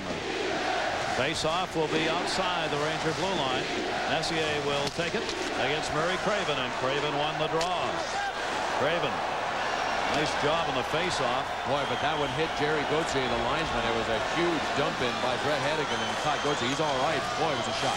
Messier brings it in. His shot is blocked by Brown into the seats in the Souvenir. Rangers on the power play, trailing 2-0 with 6:22 to go in the second. They've been outshot 22-13 in this game and been outplayed. Vancouver is simply doing a number on them here tonight. But for the help of Mike Richter, it would be far more than 2-0. Adam Graves with 52 goals in the regular season. He is scoreless in the last 9 games. His longest goalless drought before this 9 games was right after he scored goal number 51 in Edmonton. Then he went 8 games and got a goal very late in the season, but he has been hurt of late. He says he feels better, but still he has lost some confidence. 3 consecutive years, the good guy award for Graves, who shoots it wide. Rebound, comes back. Kovalev trying to hold it in as Bure cleared it out. Zubov waiting for his teammates to clear. Kovalev dumps it in, intercepted by Craven. Craven up the boards and out of the zone. Zubov back. Rangers on a power play. A minute 24 left on it. Their power play has not looked particularly good tonight. They haven't been able to get it set up. Credit Vancouver. Bure moved right out, forced the errant pass into the corner. Leach had to go get it to Graves. Kovalev, Messier. Messier back. Zubov, the one-timer. Wide rebound. Kovalev! Great save by Richter, who didn't even realize it. By Kirk McLean, rather, who didn't realize he had it. Dropped back up to Zubov. Again, McLean with a group in front of him knocks it away to the corner. Pavel Bure looking for room. Found it and got it by Leach. McLean made that save. Didn't realize he had the puck right in front of him. Kovalev off to Messier. 45 on the power play. Messier back up Kovalev. Kovalev centered shot. Score! Adam Graves! Adam Graves tipped it in, and it's a 2-1 game and a Ranger power play goal. Sometimes luck is better than skill. It looked to me like Alexei Kovalev was trying to pass the puck, and they're cheering this on live at Madison Square Garden as we speak. Look at the crowd there. They're showing it on the big scoreboard at Madison Square Garden. All the proceeds are going to a couple of charities. This is the first thing by a mile they've had to cheer about other than Mike Richter saves. But Alexei Kovalev looked like he was trying to pass to Brian Leach at the side of the net. Leach is at the top left. You're darn right. There's Leach in the top left. He was trying to pass to Leach, and it went right off of Murray Craven's skate. Kovalev may get credit for that goal. Yes, I'm not sure Graves ever touched it. It is Kovalev who will be credited with the goal. As Graves, who was standing there, had to go by him but never touched it. It went off the skate of the Canuck. And it is a 2-1 lead for Vancouver. 5:03 to go now in the second period, and the Rangers convert on a power play chance. Cleared back through center. Kirk McLean in the crease, leaves it for Ronning. Ronning dropped it up near side for Babbage. Tipped out by Ronning to Martin Jelena. Jelena moves in. Jelena got dumped. Good hit put on him by Lowe, and Lowe won't let him up. Back up ice, the Rangers come. Limer moves it in. Limer for Tikkanen. Tikkanen had to go back to get it. Limer, Lume on him. Steve Limer drops it off to Stefan Matteau. Matteau backs it up in the corner. Lume on Tikkanen. Back for Matteau. Matteau wants to come himself. Got cut off. Bukabo sends it in. Save made by McLean. Off the boards. Played by Matteau. He collides with Ronning. Then Lume moved in on him. Now they're both there. Matteau dumped it off as Tikkanen goes back to the point. Couldn't hit him. There's no question the Rangers try to isolate Cliff Ronning of the Canucks #7 on the coverage down low. He is not very big, and when you get into those situations and you've got Tikkanen and Matteau working the boards, it's real tough for Ronning. But even when they've turned it over, the coverage is so good in front of the net, nobody's open. The goal picked up at 14:42. Kovalev from Messier and Leach.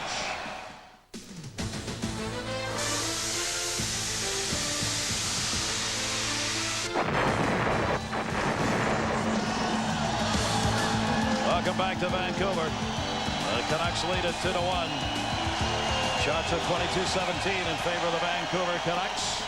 A ferocious battle worthy of the Stanley Cup Finals going on here. Delighted to have you with us. Barry Thorne with Bill Clement, Al Morganti, Steve Levy. Bless our crew at the studio. John Saunders working, Barry Melrose, Darren Pang. They'll be coming up during our second intermission, which is 3:35 away right now. Messier tried to kick it away. Hedeken blocked it. Kovalev came in to pick it up. Kovalev pinned up along the boards by Hedeken. Dumps it back for Messier. Messier and Linden still joined by the stick. Comes back to Bukabo. His shot saved McLean. Rebound back into the middle. Trying to wind up Bukabo. Had it blocked. Kovalev dumped. Kovalev brought it in offside, and there's the whistle as Graves touched it up, still in the zone. What battles. These a storyline here in Game 6. The Canucks 0 for 4 at home in Stanley Cup Finals, trying to put one up there tonight. The Rangers 7-2 on the road in the playoffs this year, and Courtnall 3 goals in the last 2 games. And our replay brought to you by Visa is the most recent goal in this game. Alexei Kovalev on the power play tried to pass to Brian Leach. He got a better result. A goal off the skate of Murray Craven. 2-1 Vancouver. Draw comes outside the Vancouver zone. Babbage goes back to get it. Back at center, Zubov. Zubov teamed up with Lowe. Dumped in wide. Kirk McLean comes back to get it. Great banner hanging over. Hey, Messier, who cut your hair? Lawn boy? Back to center. Esa Tikkanen. Tikkanen lost it. Murray Craven knocked it down. Craven drops it off. Bure, he got dumped. Bure still had it. Flipped it into the middle. Played out of the zone by Lowe. That pass blocked by Babbage. Lost it. Nemchinov. Great balance. Nemchinov in the corner. Babbage still after him. Takes him down. Got the puck away to Adams to Bure. Zubov tried to pick his stick up. Couldn't do it. Bure, low on him. Shot. Save Richter. And cleared by Zubov. And the net comes off the Marsh pace. Now this crowd is booing because they think that the net was pushed off intentionally. What speed by Pavel Bure. I asked Kevin Lowe before this game if it was better just to back in on Pavel Bure, and he said every situation is different. He comes at you with so many tools that you can't just back in on him. Bure has exceptional lateral movement without losing any speed. Watch him cut and then try to get her. His legs never stop moving on the crossovers, and he cuts back in. Mike Richter did a good job of standing his ground, but look at this leg drive. Crossover, crossover, crossover. That's a pretty good play by Kevin Lowe, too, to get a piece of him. Not an easy thing to do when Pavel Bure is in full flight. Could have called an intentional on that one. You saw the net move by Esa Tikkanen. He knew what he was doing. He wanted the whistle blown, and he came up. First he made sure he got in the net, then came up to make sure he moved it. Up the zone, Leach. Lume was there. Can't hold it in. Kovalev batted it away. Lume doing battle. Martin Jelena up to help. In the middle, Sergio Momesso. Momesso looking. Glenn moving in. Glenn shot. Save made by Richter. Way up in the air. That took 2 seconds to come down. Players couldn't find it. Glenn sends it around the net. Puck went right straight up in the air. Lume lost it to Leach. Brian Leach shut out in the last game for only the 4th time in the playoffs this year, and it ended his 6-game scoring streak. Bukabong back to get it. Third around to Leach. Leach run into by Momesso and dumped. Every chance, as in the last game, that a Vancouver Canuck has to hit Leach. They do. Behind the net, McLean holds it up. Rangers change it as they bring out Gilbert along with McTavish now. That line's not played a lot tonight. Doug Lidster stepped up. McTavish moved it in on Hedican.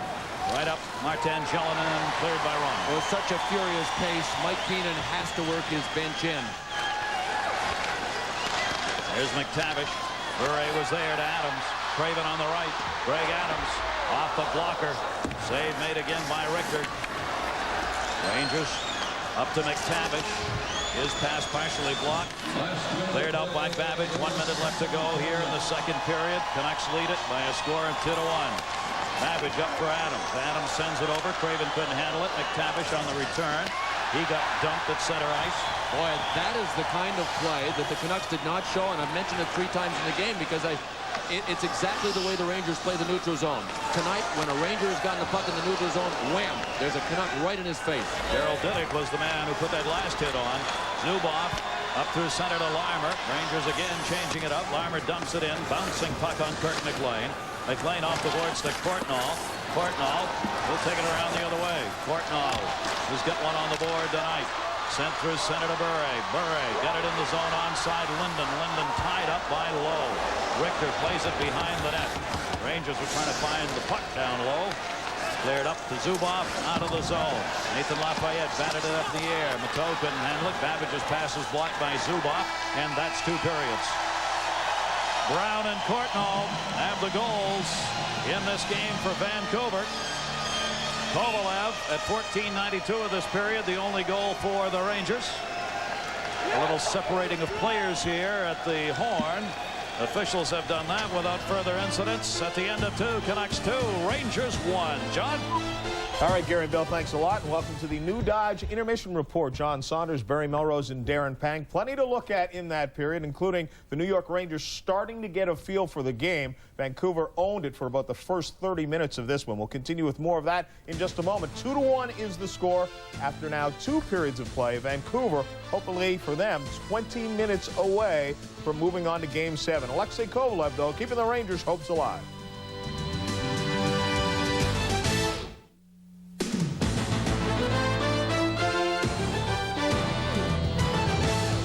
Tonight's second intermission report is presented by the New Dodge, a division of the Chrysler Corporation. Welcome back once again to the New Dodge Intermission Report. 2-1, Vancouver still with the lead after 2 periods. John Saunders, Barry Melrose, and Darren Pang. You could see the Rangers start to get a little momentum, but they're not quite there yet. I thought the last 10 minutes the Rangers played a lot better. A couple of breaks here or there. They could easily be up 2-1. But what I want to show is the Rangers just aren't clicking the way they were earlier in the season and earlier in the series. And a lot of it is Adam Graves is such a key to this team. You see a 3-on-2 here, and the right guys have got it. It's Messier and Graves and Larmer, I believe. Good play here, or Anderson. Good shot. And you see Graves going to the net here, but he's not going to the net the way he did in the regular season. He'd have knocked that defenseman right on his rear end. He'd have went powerful to the net.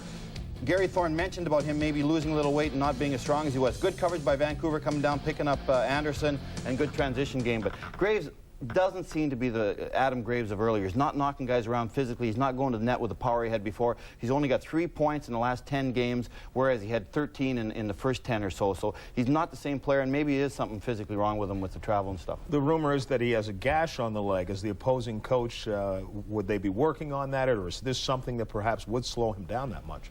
Well, if I'm the opposing coach, yeah, you would go after it. That's what the business we're in. Sports isn't a nice business at times, and when there's a weakness another player has, you got to exploit it. Bad shoulder, bad knee, stomach problems, you got to hit him, you got to make him pay a price. And if that's a problem, Vancouver should definitely be going after him. Yeah, and certainly just by the nature of the game, those things certainly do happen.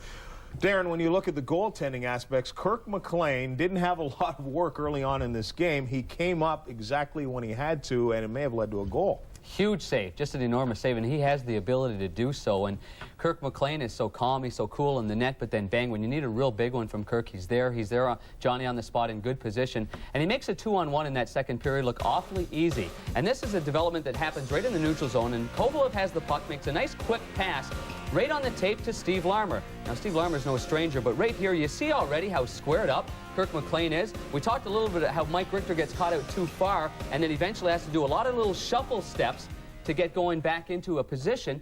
See McLean, cool, right there, squared up, makes a huge save, and we should remind everybody that after that huge save, it was the Vancouver Canucks that went down the other end of the ice and scored a pretty big goal. If McLean makes a mistake, it seems to me, and I want to know if this is the nature of a stand-up goalie, when they get in tight on him, he loses sight of the puck, or if it gets redirected, it's a little tougher for him. Is that because he stays on his feet? He's not a good scramble goaltender, have we noticed? Anything close to around the net, and teams have had success on little wraparounds and plays like that on Kirk McLean. It's because, yeah, he feels awkward if he has to go down. You see a lot of those goaltenders with their paddle along the ice. That's not Kirk McLean. He doesn't like that style whatsoever. All right, he's only allowed one in this one. His team leading now 2-1. When we come back, we'll take you back to 1987. One of the more recent times the team was down 3-1 and came back to force a Game 7. Some of the faces look pretty familiar, don't they?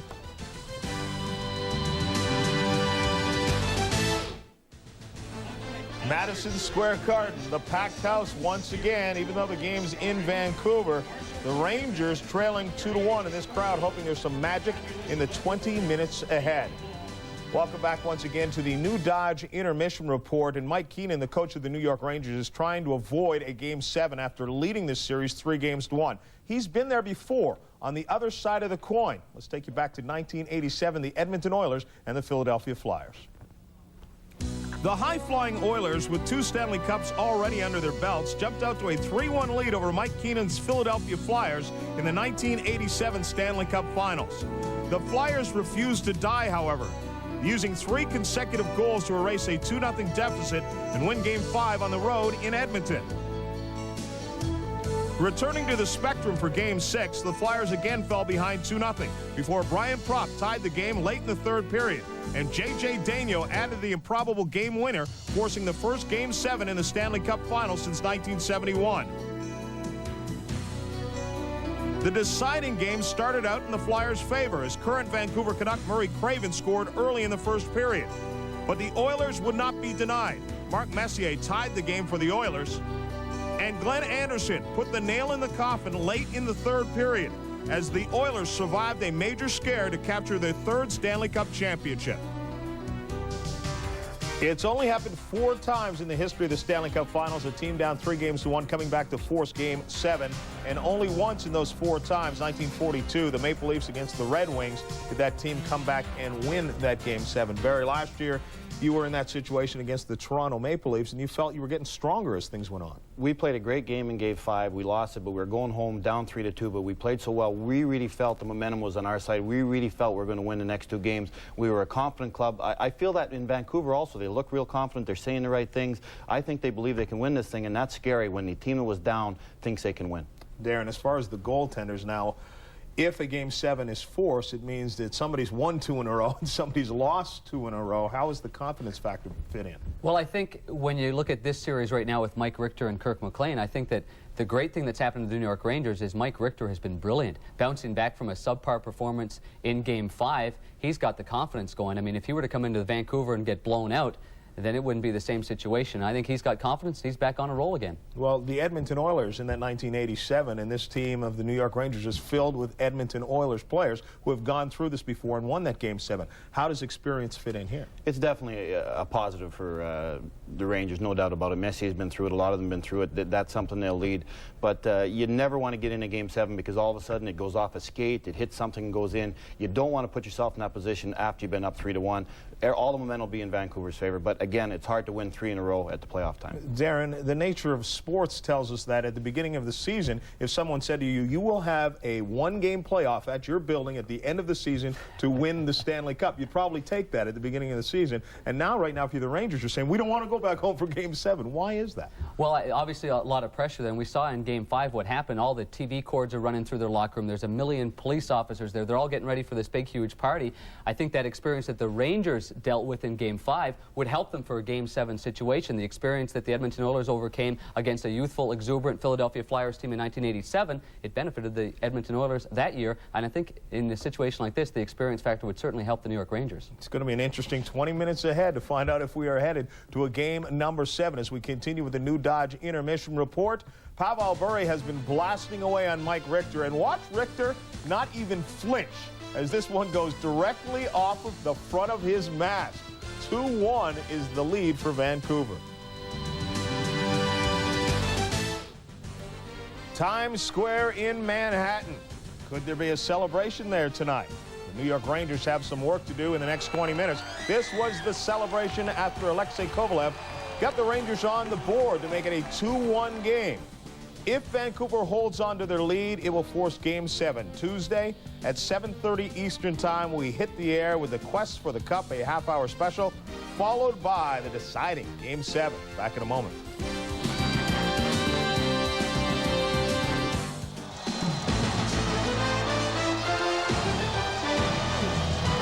ESPN's coverage of the Stanley Cup playoffs is brought to you by Bud Light, the official beer of the National Hockey League.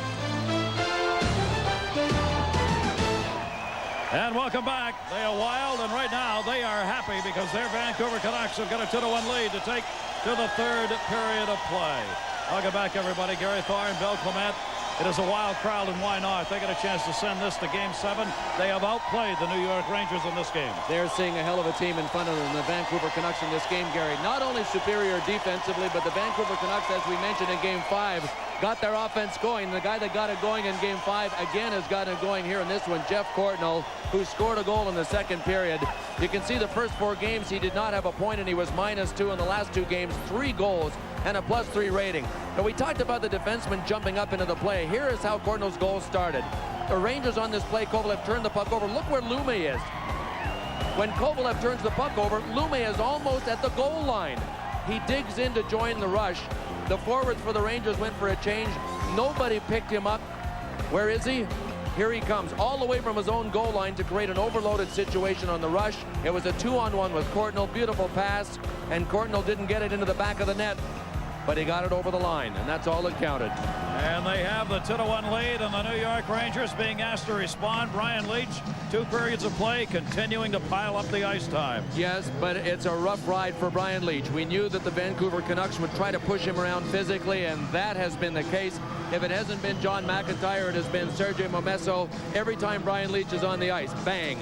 The guys who are right down there where the players are, Al Morganti. Well, this is not an elimination game for the Rangers, but they're looking at it that way. Mike Keenan, between periods, gave it the best Newt Keenan, if you will, to get his team revved up. Pulled guys out of the hallway who were fixing their sticks, out of interview rooms. He doesn't want to face the torture of the next 70 hours before they would drop the puck on Game 7. Al, this is a third period. I don't even know what to expect after the third period we saw the other night, but for the Rangers, if they can't come back, it's Game 7 on Tuesday. If they can come back and go ahead of Vancouver, a chance for them to skate with the cup tonight. Here is one of the problems for the Rangers. Because the Vancouver Canucks defensemen are jumping into the play, we haven't seen Brian Leetch up ice. That's a gamble when you know that Lume and Hedican and Jeff Brown are going to jump up on the play. Brian Leetch cannot be as assertive offensively, and now the Rangers need him to be. So if he gets up ice, the Canucks may get some chances. We are underway, third period, Game 6 here in Vancouver. Hope you are enjoying this as much as we are. Some fantastic hockey being played in this series. Bookabone cleared it up. Kovalev, Messier, and Graves out there for the Rangers. It's Linden, who's now out with Hunter and McIntyre. There is Trevor Linden. 2-on-2 the other way. Linden moving in. Linden, Lafayette joins him. Dropped off to Glenn. Is shot wide. Into the corner was Antoski, who'd come out and joined in. Antoski gets knocked down. Rangers have had trouble clearing the zone and connecting just like that because of the pressure put on the forecheck by the Canucks. Babbage on the touch, and we get an early icing call here in the third period. Canucks 2, Rangers 1. Steve Levy. Gary, tough to get any thoughts out of anyone in that Canuck locker room in between periods. You know, a couple of guys were cut, and I know the Canucks have to be upset with the John McIntyre penalty. Either upset at McIntyre for the contact on Mike Richter or upset at Bill McCreary for making the call. It came just a minute after the Canucks had opened up a 2-0 lead, and then, of course, the Rangers were able to score to make it 2-1 as we hit the third period. Back upstairs. I can just about guarantee you, Steve, that at this stage of the season, the Canucks are as tightly knit as can be, and they weren't mad at John McIntyre. Right off the face-off, Courtnall got one on. McLean at the other end knocks away the shot from the blue line. And Chinook trying to center, comes back to Tickett, drops it to Noonan. Ryan Noonan, wide side. Zubov looking, the shot. Way wide. Kevin Lowe stepped up, let it go to Noonan. Noonan leaves it wide side again, back it for Noonan. Noonan, he takes it, deflected in front. Everybody jamming in front of the net now. And Didick doesn't have his stick. Didick without a stick right there. Trying to swirl Nemchinov around as a Tikkanen. Tikkanen wants a wraparound. Gets there. Turns, shoots, blocked, rebound. Noonan hit the post. Brian Noonan hit the post. Held in by the Rangers. Tikkanen setting up in front. Didick blocked. Zubov shot wide. Rangers putting some great pressure on right here. Lowe stepped up to hold it in. They let it go wide side to Nemchinov. Nemchinov trying to get it up to the point. Came right back to him. Drew it into the corner. Needed Lafayette on Noonan. Left behind the net. Larmer trying to center. Lowe is already in front of the net. There's Lowe, the defenseman, against the boards with Hennigan. Picked up near side. They can't get it out. Trevor Linden doesn't have the stick now. Zubov fakes, turns. Still one Vancouver Canuck without a stick. Noonan shot wide. Rebound comes back to Zubov. Hold the fort, Canucks. That's what they're trying to do right here. Lowe dumps it. Tikkanen shot deflected wide. Centering pass off the side of the net. Vancouver desperately needs the clear, and Linden does with a glove. What a spot for the Canucks. Didick had been without his stick. Trevor Linden handed his to Didick. Every time you do that, it happens. You pass your stick and the puck comes to you. Kovalev in. His shot. Save made by McLean. Kovalev who has the Ranger goal. Our Budweiser Stanley Cup summary. What a playoff season it has been. Last game, 8 goals combined in one period by these two teams, tied a finals record. Bure leading all scorers in goal scoring, 3 of those in the finals. And today, the latest date a game has ever been played in National Hockey League history. Boy, check Gerald Didick out. He is just hanging out. His chin looks like it's just cut open and hanging there. You see, the Vancouver Canucks have never won a final game at home, game in a final series. Vancouver Canucks, 1982, lost to the Islanders in 4 straight in the finals.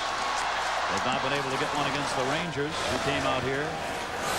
Bukabo, Craven, tip to the near side. Stephane Matteau in the Ranger zone. Matteau, whose dad saw him play in the National Hockey League for the first time the other night at Madison Square Garden. His dad drove down from northern Quebec, had never seen his son play in the NHL. Came down for that one. Watched him play, and what a game he saw. Rangers trying to get out of their own end. Murray Craven on the check. Kovalev from Bukaboom off the boards. Stepping up. Good hit put on by Hennigan. Boy, Mike Keenan is playing Alexei Kovalev a lot. He is taking a shift at the Messier line, and he is also centering Larmer and Matteau. What a horse. Gonna ask him to deliver here tonight. In the corner, it is Graves. Graves spun around, has to bang it off the boards, and again Vancouver's dominating the territorial play here as they're holding the puck in the zone after that great flurry by the Rangers for that shift and a half. And offside, Pavel Bure bringing it in. Memesso was halfway down the slot. Canucks 2, Rangers 1. Third period from Vancouver. Rangers are 1-4 when they've trailed going to the second. Vancouver's 8-1 when they've had the lead. And Brian Noonan has come the closest to tying this game for the Rangers in the third period. Off the post. Hardly seen any of that in this series. No. Haven't heard any of those sounds, have we? Brian Leach drops it wide side. Koser, McTavish, and Gilbert are out there. The 4th or 5th shift of the game when they've been together. Cleared out of the zone. Bukaboom comes back to get it. Bukaboom and Leach remain together. Dumped in behind the Vancouver net. Near side, Gilbert over to get it. Gilbert from McTavish. McTavish looking out in front for Koser. McTavish center. Koser moved in, but never got a stick on it. Good setup. McTavish comes back in the back check. Picks up the pass off Jelena and heads to the net. Koser on the far side. Poke checked away from him. Memesso's got it. 2-1 lead for the Canucks. Sent into the zone by Brent Hennigan. Vancouver changing. Kovalev. Linden moved in on him. Memesso back to Linden. Linden got pinned up along the boards. Then the puck ended up over the glass and in the seats. 15-15 left in the third. Sunday Night Baseball coming up on ESPN. Our exclusive coverage of Major League Baseball. This Sunday we'll have the St. Louis Cardinals taking on Philadelphia from Philadelphia. Lenny Dykstra leading the league. 58 runs, 50 walks, and Greg Jeffries, .329 batting average. Bob Tewksbury, who is 8-4, expected to go against Danny Jackson, 7-1. Sunday night, 8 o'clock Eastern, 5 Pacific. Kovalev and Linden on the draw. There you see the shots. The Rangers 4-1 in this period. Sent in by Trevor Linden. The fans in white have made some noise. Nathan Lafayette shot blocked. Stephane Matteau and off the back of Linden. Zubov has to circle back in his own end. Nathan Lafayette played 3 years of youth hockey with Eric Lindros here in British Columbia, and Nathan Lafayette's dad was their coach. His dad was a football player with the BC Lions for a while. Lives back east in Canada now. Taken behind the net by Zubov. Zubov starting it up ice. Dumped into the zone. Lafayette lets it go. Had Diddick back there to help out. Babbage over to get it. Babbage flips it up. Zubov couldn't touch it, but they wave off. Any icing. Nathan Lafayette's the only rookie playing here in this series. He's played 18 of the 22 playoff games this season for them. Dumped into the zone by Nemchinov. Cleared up. Adams couldn't play it. Lidster picks it up. Rangers clear the zone. Lidster dumps it back in. The New York Rangers a chance to skate the cup if they can win this game tonight. If not, back to Madison Square Garden on Tuesday. And yes, we will be there. Batted out of the air. Glenn drove it ahead to Adams. Adams, no matter what Bill's wife says, he's going to do that game. The Canucks are leading it by a score of 2-1. The Canucks out shooting the Rangers 25-23, and they are excited in BC.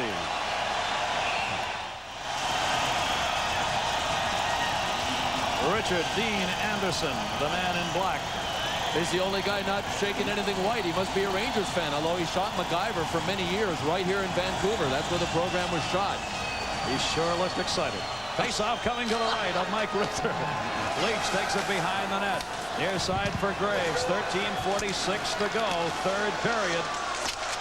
Graves dumps it in wide. Brown and Courtnall gave Vancouver a 2-0 lead. Brown in the first at 9:42 from Linden. Courtnall from Lumet and Bure at 12:29 of the second. Then Kovalev put the Rangers on the board at 14:42. Intercepted with Courtnall cutting up ice. Leach moves in. Leach gets stood up. And they can't hit Courtnall again. That is the problem now for Brian Leach. The Canucks are sound defensively, and the counterattack, if Brian Leach is not careful, will kill the Rangers. 13:17 left with every tick of the clock. The pressure mounts for both of these teams. I mean, it is white knuckle period time. Look at this for Leach. Oh my gosh. He didn't miss much. That is how important he is to this team offensively. But he has had to be a more patient player. The great thing about having Brian Leach on your team is he can tell when it's safe to go and when it isn't. The reason Brian Leach has not penetrated, joined the rush, become an offensive force in this game, he understands that he's going to leave his team in a vulnerable position if he gets caught, unlike the first 4 games. That puck shot in by Murray Craven on his own goaltender after he won the draw. Kirk McLean knocked it away, and it ends up in the seats. Just wanted to see if you were paying attention, Kirk. Ranger fans, there are some on hand. Susan Sarandon, Tim Robbins, living the movie. Susan can't watch. Now, they look like Rangers fans. I don't know. It's just something about their hair or something, but she can't even watch. Check this out. She just can't stand it. Kovalev on the face-off. Baseball's a slower game. I guess it worked there. Comes to center to Adams. Cleared back into the zone. Back to get it is Leach. Stephane Matteau. Greg Adams on him. Lost it. Pavel Bure chases it down. Bure got caught along the boards. Tried to center Craven. Tries again. Had it deflected. Kovalev starts out. Kovalev. Bure was right on him from behind. Craven dumps it off. Bure's got some room. Bure with Adams trailing. Bure gets spun around by Bukaboom. Tries to drop it off. Bukaboom blocked it. Matteau can't get it out. Sent down low to Adams by Bure. Adams tried to center again. Blocked. Bukaboom's got it. Steve Larmer near side. Canucks 2. Rangers 1. A Canucks win and the series is tied. And we go to game 7. 12:24 left. 25-23 the shots. She only looks when the play stops. Honestly, it's true. World Cup games coming up on ESPN. 41 games brought to you commercial free by Canon, Coca-Cola, GMC, MasterCard, and the Snickers. Friday, Germany takes on Bolivia, 2:55 from Soldier Field in Chicago. And on Saturday, Italy will be taking on Ireland, 3:55 Eastern at Giant Stadium in New Jersey. And it's cleared out of the zone, chased down by Jyrki Lumme. Lumme, chase deeper, gets it up for Ronning. Cliff Ronning into the zone. Martin Jelena just feathered it in. Richter plays it around the boards. Jelena chased it down himself. Sends it back the other way. Behind the net, Greg Gilbert. Gilbert up. Anderson could not play it. A 2-1 Canuck lead. Lumme. That one bounced high. Comes off the glass behind the net. Lamesso giving chase. Gilbert got there first. Took him down. Played up along the point. Len Anderson there. Anderson sends it out too far for Graves to handle. Boy, the Canucks are jumping back in the defensive position so well. I mean, the Rangers think they've got a rush going to get squashed. Conning! Save made on Ronning. Shot from the blue line. Great play on the near side by Brown. He got himself onside, and Cliff Ronning realized it and whipped one in on Richter.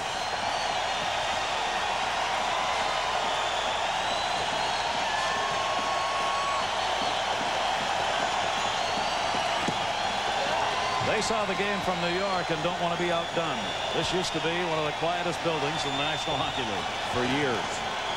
Well, it ain't anymore, but then again, you don't get to the finals every year. 24 years the Vancouver Canucks have been in the National Hockey League. No Stanley Cups, only the second time they have been in the finals. The New York Rangers, no Cups, 54 years. So 78 years combined, these two teams without a cup. Brown shot, score! Jeff Brown!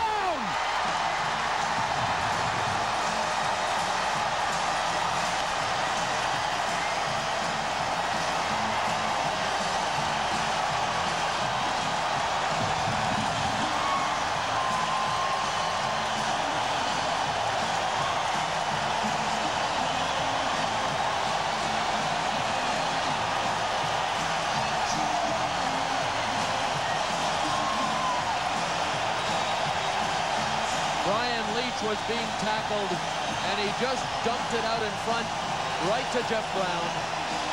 Mike Richter went down. That would lead me to believe it was a screenshot, but Jeff Brown has rifled his second one behind Mike Richter for a 3-1 lead. And the way the Canucks have played, that looks like a big lead right now. Greg Adams moved in to knock that away as Adam Graves had the initial shot. Leach holds it in. Leach shot, save made. Kirk McLean as the Rangers now must storm. Leach steps up again, drops it off. Kovalev. Babbage and Kovalev go to the corner. Graves turns to the middle. Back to Kovalev. Knocked away by Didick. Messier's got it. Messier looking, trying to get it up to the point. Messier got tied up. Portnoy able to clear it out. Good play by Didick, who tied up Messier. An unassisted goal at 8:35. Jeff Brown has 2 in this game and 3 in this series. And it is a 3-1 Vancouver lead. Brown, who played only 11 regular season games for Vancouver, coming over from St. Louis and making a huge difference on this team.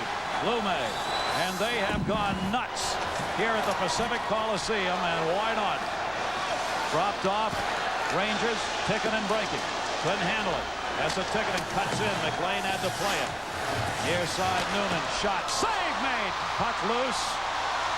He was able to get it away. Pavel Bure, fan stand. Bure moving. Bure shot. Oh, what a save by Mike Richter.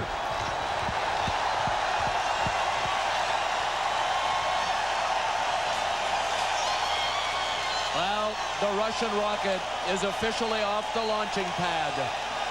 What a shot, equaled by a terrific save by Mike Richter. Hey, don't go away. The noise just abating, standing and roaring here at the Pacific Coliseum. And New York Ranger fans have to be dying right now. Knocked away at center. Lidster. Put it ahead to Gilbert. Gilbert moves in. Bumped off Hedican. Gilbert tried to center. Went right through the crease. Wells steps up. Everybody joining the play now for the Rangers with 9:33 to go in the third period. If there's a Game 7, we'll be there at Madison Square Garden on Tuesday night. We will have our quest for the Cup pregame show at 7:30 Eastern, if there is a Game 7, with game time at 8 o'clock. Near side, chase down. Right now they are really out jumping the Rangers. Rangers just kind of chasing it around after the fact. Ronning, batted away by Lidster. We want the Cup is the chant. They're getting closer with every shift. Cleared back into the zone. Nathan Lafayette dumped it in. Richter came out to play it. Drops it off to Lowe. Near side to Zubov. Sergei Zubov off the boards on the far side. Dumped in deep by Larmer. Back to get it. Diddick bounces it by Mateau and cleared out of the zone by Nathan Lafayette. The three players who came over from the St. Louis Blues, what a contribution they have made in the finals for this Vancouver team. Jeff Brown, 3 goals and an assist. Brent Hedican, a goal and 3 assists. And Nathan Lafayette, 2 assists.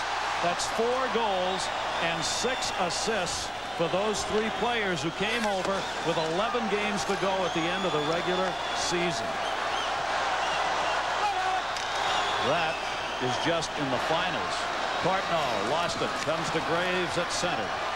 Far side Anderson. Anderson taken out of the play behind the net. Puck still loose. Great hit put on by Brent Hedican. Hedican has played a very strong game here tonight. He's had a good series anyway. And that'll be touched up for the icing call. Randy Andrich is the man who's done the stats for us on ESPN's National Hockey Night, and he brought you that last one. I'd die without him. Canucks 3 and the Rangers 1. 7:49 left to go. This is live from Madison Square Garden in New York. As loyal a group of fans as there are in sports. But these fans have something to cheer about. The people in New York, especially the media, started planning the parade, and the Canucks really fed off of that. They said, you know what, these guys think that they already have it won. At least the city of New York thinks that. Hold the parade, folks. We don't know what city it's going to be in yet. And if there is a Game 7, it will be Tuesday at 8 o'clock Eastern, 5 Pacific from Madison Square Garden. We will have our 7:30 Quest for the Cup show, 4:30 Pacific time. All of it coming from the Garden on Tuesday night if there is a Game 7. Mike Keenan made a statement yesterday I couldn't believe about the press and how they were planning for the parade too early. He said, as soon as I read the headlines before Game 5, I knew we were in trouble. Anderson shot it through the crease. I'd never heard a coach say that before. I've seen coaches use the press all the time, but he said that before Game 5. Cleared around the boards. Chased down Bukaboom. Adams had it knocked away. Held in by Glenn Anderson. Nope, bumped away to center. Murray Craven got it out of the zone. 7:15 remaining to go. The Vancouver Canucks lead it by a score of 3-1. Threatening to win their first one at home as far as the Rangers are concerned in the Stanley Cup Final series. And to ship this one on to Game 7. All right, Messier moves it up. Messier to Tikkanen. Tikkanen moves it in. Messier, Tikkanen, and Noonan are now together. There's a line we've not seen. Played around on the near side. Martin Gelinas. Gelinas starts it up ice. Lidster offside as Messier had not cleared the zone. Steve Levy. Gary, it was a while ago they had a little chant. You might not have been able to hear it. It was, thank you, Peter. Thank you, Peter. Because that's Peter Nedved, who you just saw for a split second. And, of course, he was involved in that big trade with St. Louis that got Jeff Brown into Vancouver. He's got a couple of goals tonight. Peter Nedved in attendance, guys. Wow. Oh, boy. I don't know. I give him credit for courage, I guess. There used to be a nice crowd here. Now you can say, tough crowd, tough crowd. Man. Jeff Brown, who has 2 goals in this game. They're back together. You don't know the story. Peter Nedved wanted more money. He decided to hold out, and at one point he declared, I will never play another game in a Canucks uniform. Finally, after many ups and downs in a convoluted deal, the St. Louis Blues ended up with them, and Jeff Brown, Hedican, and Nathan Lafayette ended up here. Cleared away by Ronning. Lidster coming back together. 6 minutes, 20 seconds to go in the third period. Wells drops it back. Lidster starting it up for the Rangers. Rangers have been shut down in this game. Glynn got hit hard. Lume blocked the centering pass and plays the puck himself. Lume jammed it hard off the glass. Lowe can't hold it in. Chance for the break. Courtnall. Richter moves out. Collides with him. Can't get back. Lowe was covering, but the short was wide. Richter back in the net. Pavel Bure. Nemchedov has it. The Rangers have only 5:48 left to get this game tied up. They are down by 2. Game 6 is this one. If Vancouver wins it, Game 7 will be Tuesday. Sent in by Gilbert. Lane tried to clear it out. Knocked down by Greg Gilbert, who sends it deep again. Brown is there with Kosar. Centered. Gilbert shot. Save made. Rebound loose in the slot. Cleared out by Pavel Bure, or at least up to the line. Dumped in by Zubov. Gilbert. He got his arms up on that one and took Jeff Brown down. Brown wanted a call, didn't get it. Boy, did Gilbert finish him off. He not only knocked him down, but then he followed through, crunch right into his head. McTavish has it bounce off the body to Trevor Linden. Linden with Weimer on him. Linden gets back up, hit by McTavish. Got the puck in. Bure, look at the Canucks. I mean, they are just an energized group of hockey players. It's the hyperbaric chamber. That's going to be the news theme.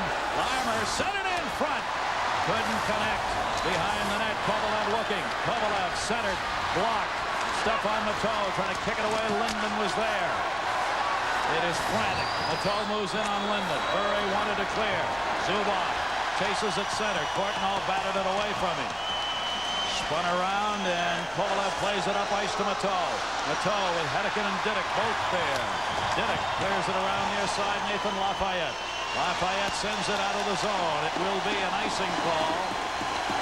4 minutes and 14 seconds to go in the third.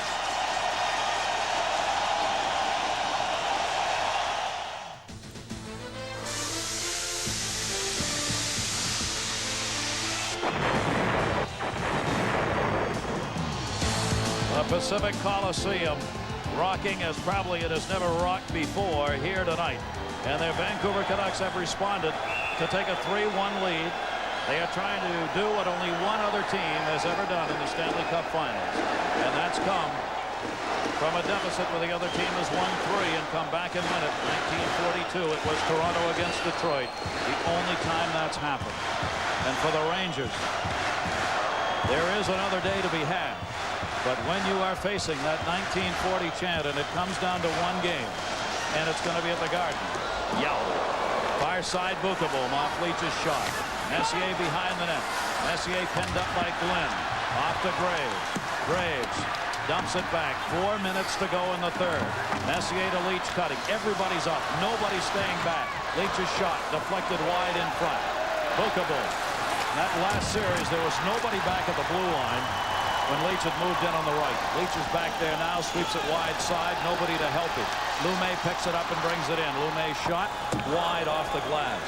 Rebound played by Mark Messier. Messier in front of his own goaltender with Linden there with him. Cleared up through the middle to Anderson. Knocked away by Linden. Courtnall's offside.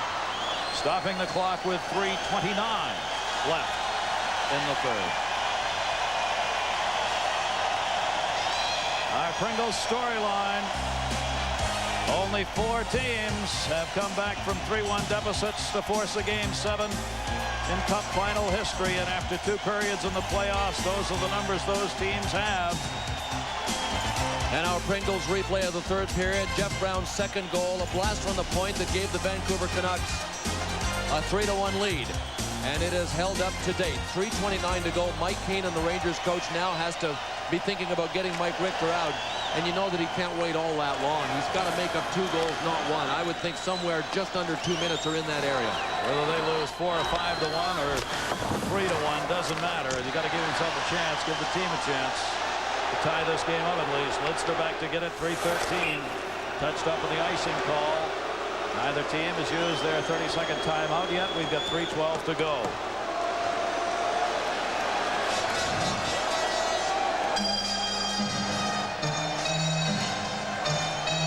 It will not go away. Boy, it was only a few days ago that in this building, the New York Rangers thought they had a stranglehold on the Vancouver Canucks. No longer. And you know, the Canucks handled their travel back here a little differently. Gary, you mentioned that they were delayed 90 minutes for fuel in JFK, but when the Canucks got back this time, unlike when they returned from Game 2, they put their players into a hotel. When they came back after Game 2, they let them go home. Kids were getting up at 6 in the morning. Dogs were starting to bark. Well, they put them in a hotel, and I'll tell you, they look a lot sharper here in Game 6 than they did in Game 3. Absolutely. The Rangers, of course, came out into Vancouver and won 5-4 and 4-2. The Vancouver Canucks are 3:07 away from winning Game 6 here at home. Murray Craven trying to clear it out. Pushed up and out of the zone by Adams. Pavel Bure. Bure in. Bure couldn't get around Jay Wells, and the crowd sits back. 3-1. Vancouver leading. Wells. Kirk McLean. Oh, didn't get all of that one, but it went wide. A little luck never hurts. Behind the net, Brown, who's got 2 goals in this game. Lidster held it in. Shot deflected out in front. Again, the only man back, Jay Wells. Bure's on the right. Brought up by Hedican. Hedican shot! Save made. Richter save made on Pavel Bure on the second chance. And an icing call coming up here.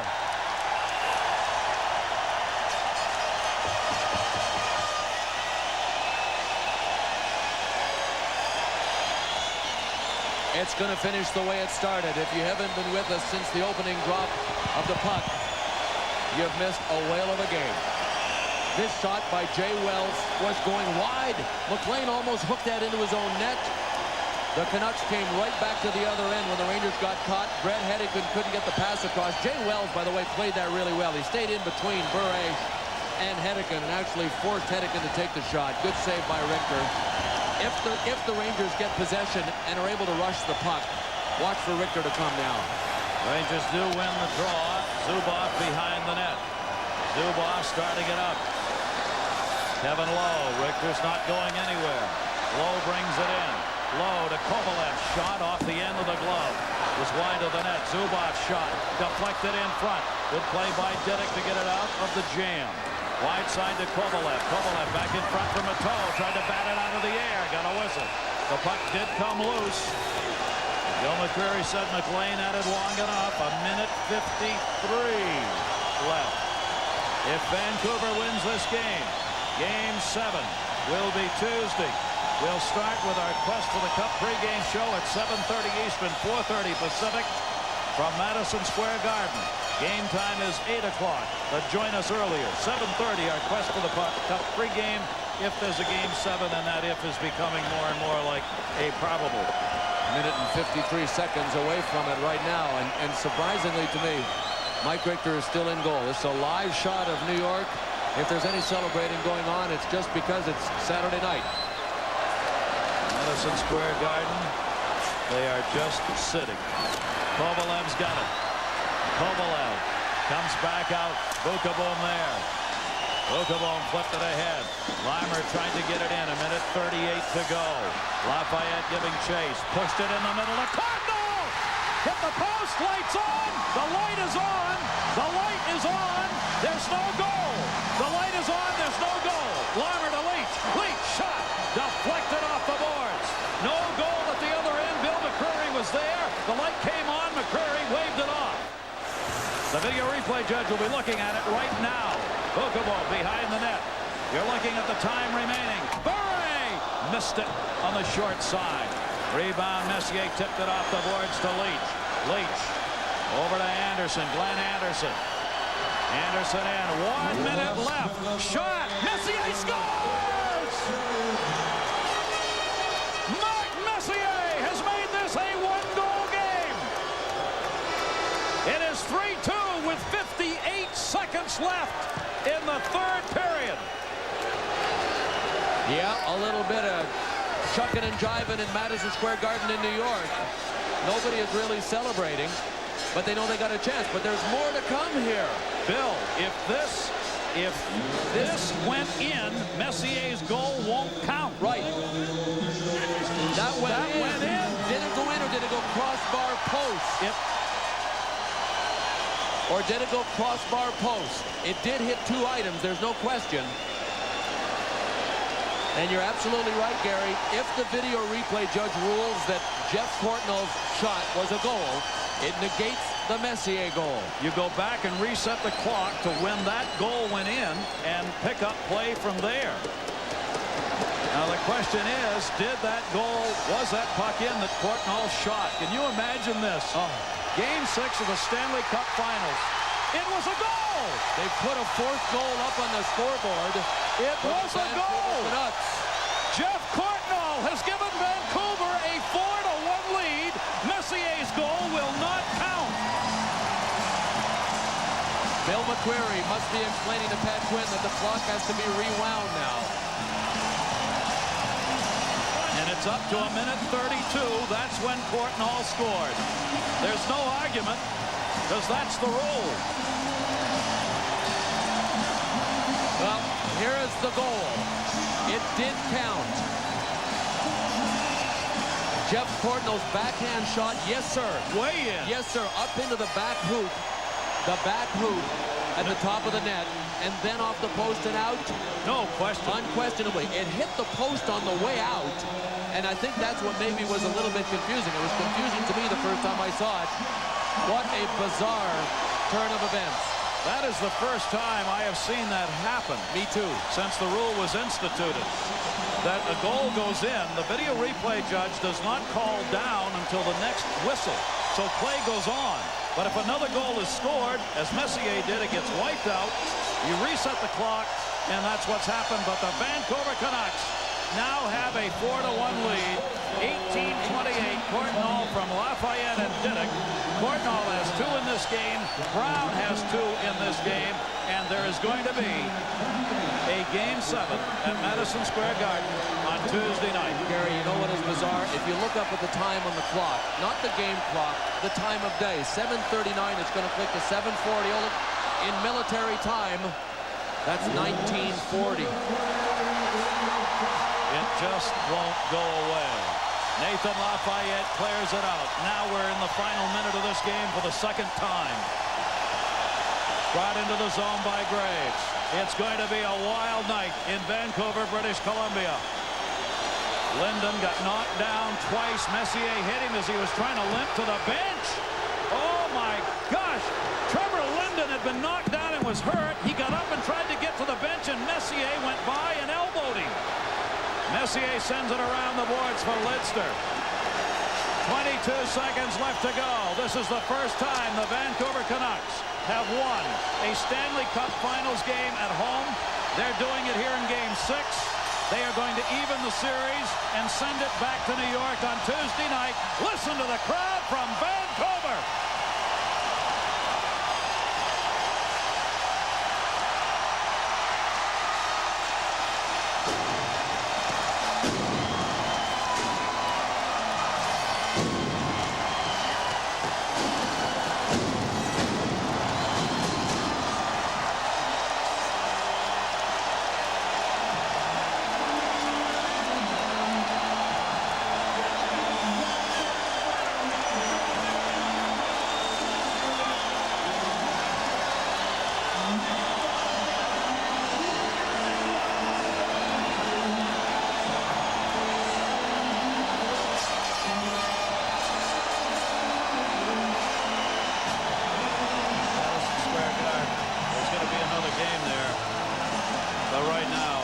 Disbelief continues. From one extreme to the other. Incredible.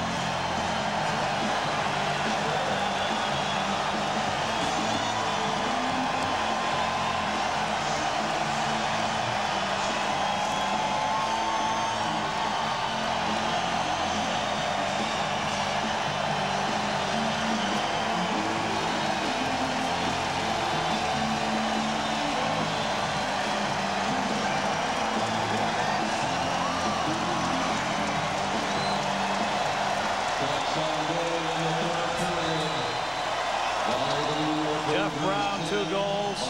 Jeff Courtnall, 2 goals. The curse lives.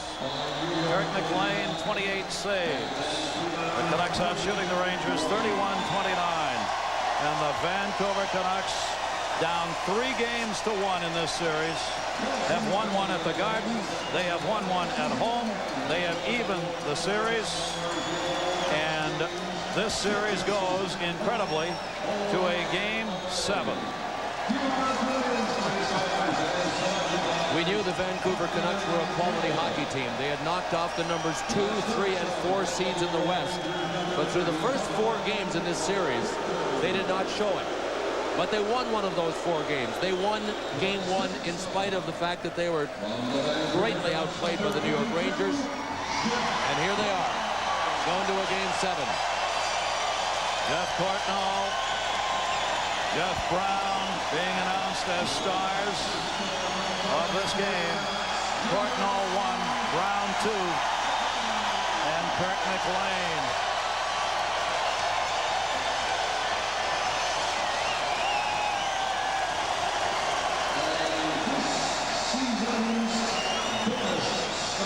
They won't play any more hockey games here, but they may have another celebration here. Depends on what happens right there on Tuesday night. A quiet crowd leaving Madison Square Garden. On Tuesday night, there is only one more game left in the National Hockey League season, no matter what. Our quest for the Cup will begin at 7:30 Eastern, 4:30 Pacific on Tuesday. Game 7. The Vancouver Canucks and the New York Rangers will play a Game 7. Wow. John? Wow, indeed, Gary and Bill. Amazing. Wow. Vancouver Canucks looking like they're on the ropes. They've become just the 5th team now to come back from a 3-1 deficit and force a game number 7. It's the 10th Game 7 in the history of the National Hockey League. New York Rangers have it at home. Your thoughts on a Game 7? Well, again, you never want to put yourself in that position, but the Rangers didn't play bad tonight. The first period, they didn't play well, of course, but from then on, they had chances. They hit a crossbar, they hit a post, things like that happen. If I'm the Rangers, that's what you got to build on. We did a lot of good things tonight. Richter was great. That's a great sign. Their power play had some good chances. They build on that. You build on the positives. No use dwelling on the negatives. No use worrying about what happened. Build on the positives, what you did well. Go home. You got to win one game you're building. You said it before. If you say that at the beginning of the season, win one game you're building, you win the Stanley Cup. I know I would take it. And Darren, as you mentioned, the chance to repeat what happened in Game 5, not on the scoreboard for the Rangers, but at least now they know the experience of coming home with a chance to clinch. I think that's going to be very important for Mike Keenan and the New York Rangers.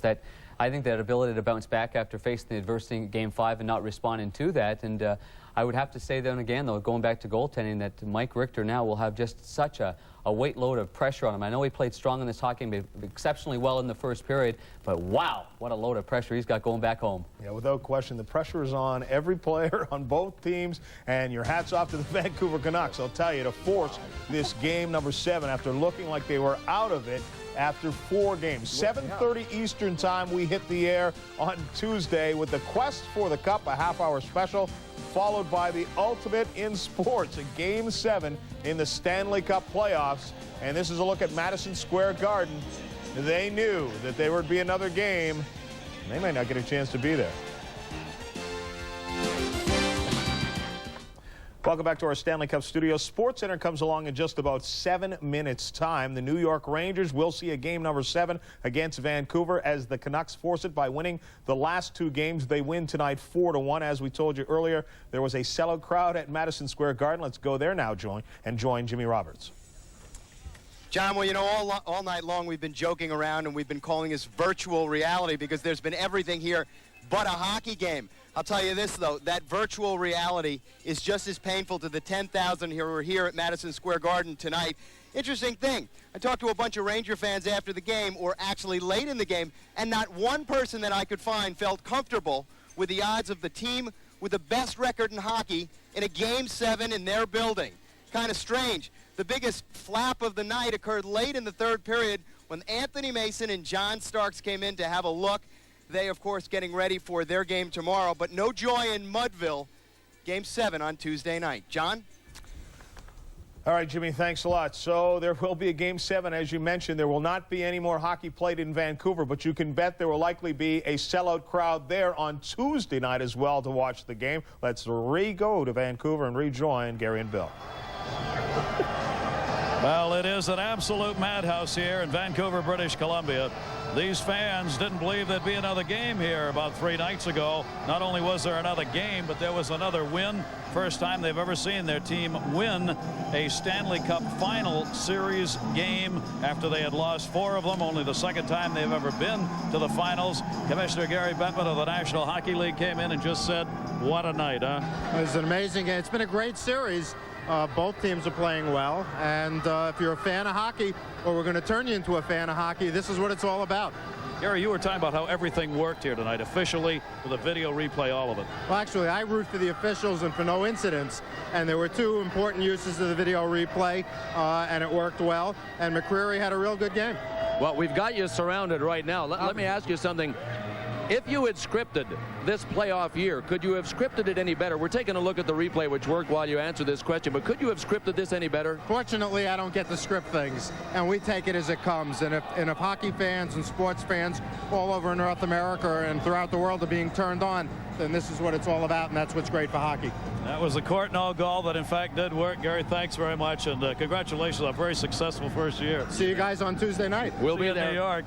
All right, let's check in downstairs. Elmore Gaddy. Well, here's a guy that'll make Gary Bettman thrilled that he's the commissioner of this league, because your performance, Kirk McLean in goal, has been tremendous. And the game tonight, you guys look like a snowball going down a mountain now. Is there any way that anybody can get in front of this snowball, this momentum?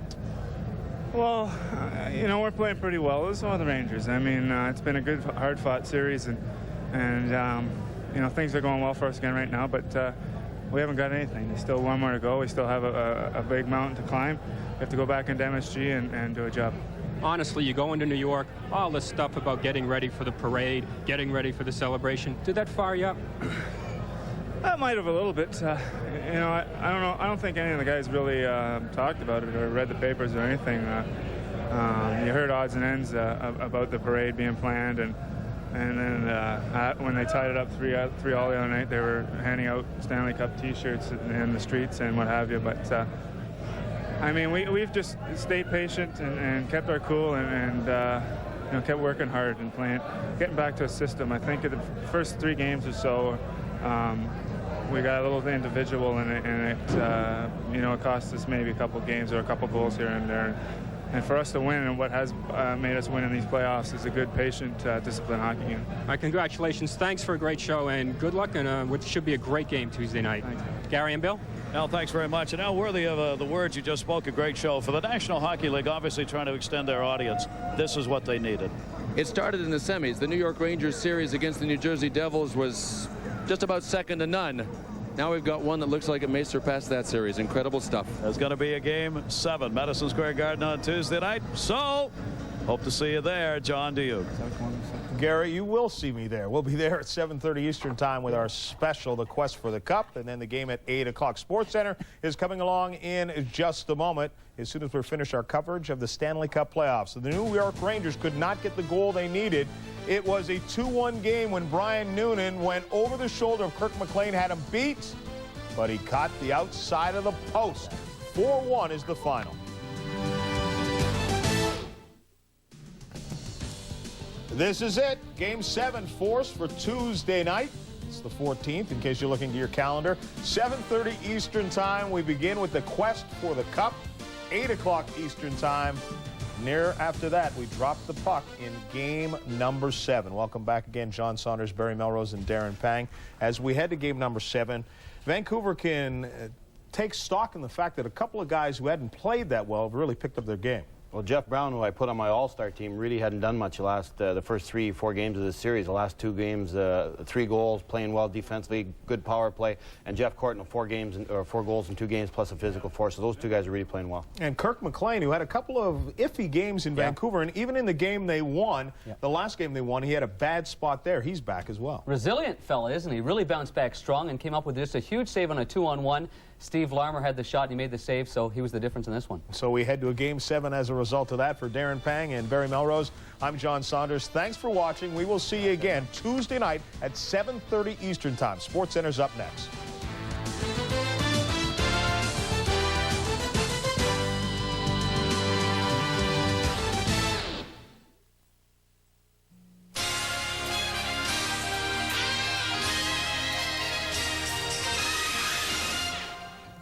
SportsCenter is out to prove why we are the Total Sports Network. Hockey, Rangers Canucks Game 6, nothing else matters. Hello and welcome everybody. An exciting Game 6. There will be a Game 7. We will of course bring you the highlights and post-game reaction as the Canucks have beaten the Rangers in just a couple of minutes. Welcome back. The chances of winning a sweepstakes is remote, yet the people who run them have the nerve to ask, how do you like the $10 million to be paid? Come on. You win $10 million, you'll take it any way they want to give it to you. And Ranger fans who say they'd rather lose Game 6 in order to win Game 7 at home, come on. After 54 years, you take it any way you can get it. Game 6, they had a chance to get it in Vancouver. Yeah, it was loud there. The Pacific Coliseum trying to fire up the Canucks and their young leader, Pavel Bure. There were some famous people there. And there was some heavy hitting. Pavel doing a lot of it. They attacked him. And he can dish it out, too. He nails Leach. Craig McTavish clobbering the Canucks. Richter was tough in goal here, denying Courtnall. Greg Adams then skates in, and Richter takes a goal away. Adams got the puck too deep. Still in the first, Richter. A smothering save on Cliff Ronning. Could they beat him? Not early. And Ronning can't believe it. Still first period, the power play for the Canucks. Jeff Brown slap shot. It deflects off a Ranger and goes by Richter. Brown's fifth in the postseason. The Canucks up 1-0 after one. Second period, same score. More hard hitting. Sergio Momesso on McTavish. Pavel Bure short-handed and blasts one. And watch where it hits. Richter using every part of his body, including the face. Rangers power play. Zubov, the rebound. McLean is down and Zubov shoots it wide. The Rangers come charging again. And they miss again. Glenn Anderson, he thought it went in. Mike Keenan says it's a goal too. The replay shows that it never went in. And remember that replay, remember that shot. Canucks then go on the attack. Courtnall, nifty move, and it gets by. 2-0 Canucks. This one also deflects in off a defenseman, Lidster. It's 2-0. Then the Rangers mount an attack. Alexei Kovalev shoots. And this deflects in. 2-1 Canucks, end of two. Third period, the Rangers down one, doing their best to tie it up. Brian Noonan. Noonan! Off the post.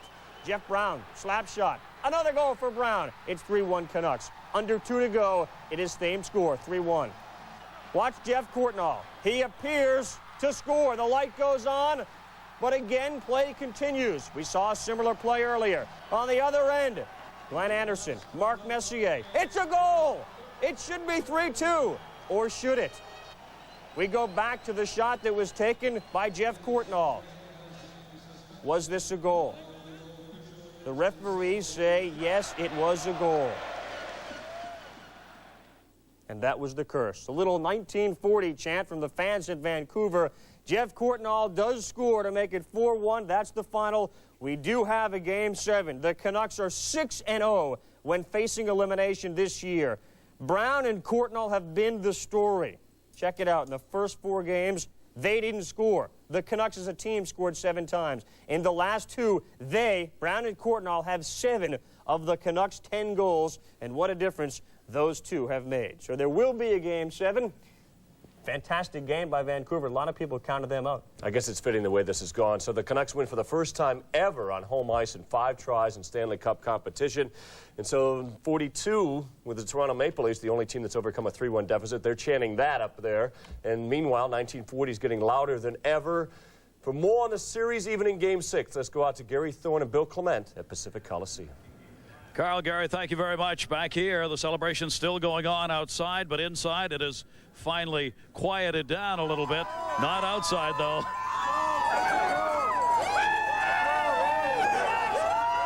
They came looking for a win, and they got one. And for just the 10th time in 56 years, a Stanley Cup Final Series is going to go to the 7th game. It's one of sports magic moments that doesn't happen very often. You know, the reason the guy just mentioned that a lot of people had written the Canucks off, and you know what, it was easy to do that. I think we had as well, because they did not look like a very good hockey team. But believe me, in the last 2 games, they've changed their style. They play more like the New York Rangers, and they look like a completely different team. And what was always the ultimate negative for the Vancouver Canucks, the geographical location of the city. They have to travel so far to get anywhere. now appears to be an advantage. They wanted to try and force a long series to make the New York Rangers look like a tired team and the Canucks themselves look like a rested team. If you watch this game, you saw a New York Rangers team look plumb tuckered out at the end, and a Vancouver team that looked like they had hyperbaric legs ready to go. Now they're going to get the extra day off. Both these teams will. One would think that's got to be a little advantage to the Rangers maybe, but the heat is now.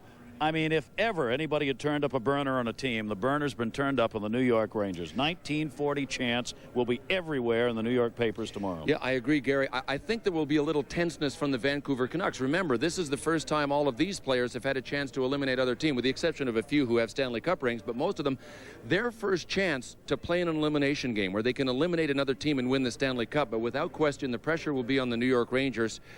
54 years is a lot of baggage to carry around, and while most of these players have denied that it has been anything that has made an impact on them, how can they avoid it now? This will be terrific, and there will be a ton of pressure. And in this game, it all worked, all the rules. This is the goal by Jeff Courtnall. That was a goal.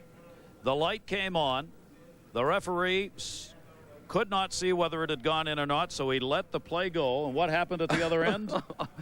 The unthinkable. The New York Rangers came down, and on a pass from Glenn Anderson to Mark Messier, the New York Rangers scored a goal. But the way the rule reads, if that first play by Courtnall is reviewed and it is deemed to be a goal, time stands still. It is actually rewound, and that is what happened in this case. You know what? I give the goal judge at that end a lot of credit, because he did not put the light on when Glenn Anderson thought he had scored. He did when Jeff Courtnall scored.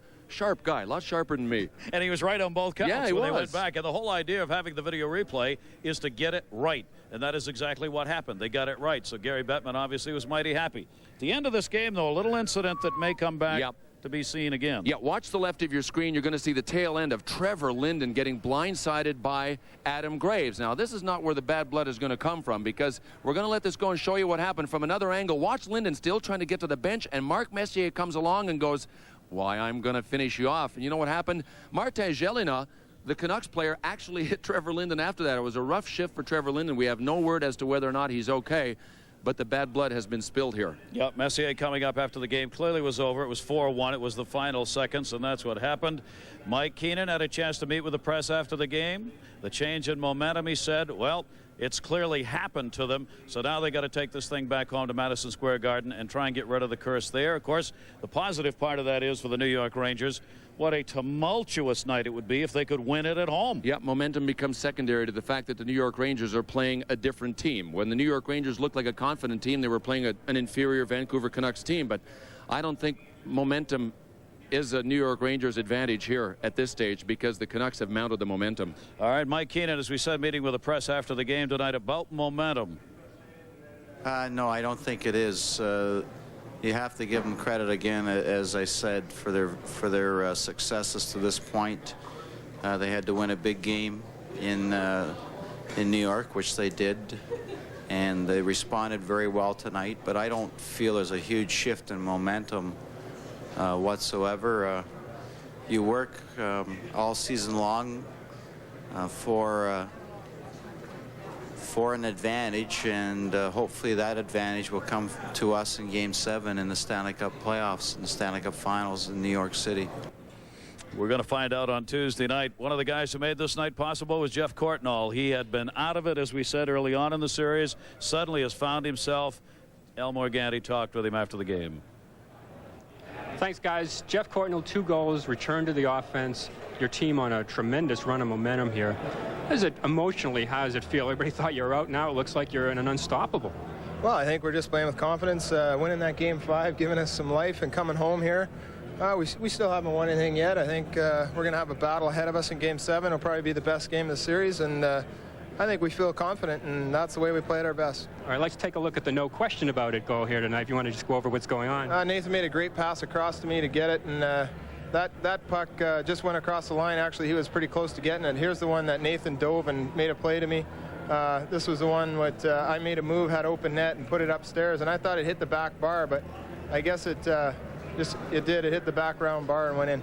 So when the referee says no, are you thinking, what, I see something wrong? Did you know absolutely there was no question that was going to be a goal? Well, yeah, because I was right there, and I knew it didn't hit the crossbar, because I saw the way it came out, and I was just waiting for them to blow the whistle, and then we were all stopped waiting, and they go down and score, so it was pretty frustrating. Going in Madison Square Garden, you guys hot, the Rangers have to fight you, ghosts, everything else. What's the feeling? How much optimism, how much confidence?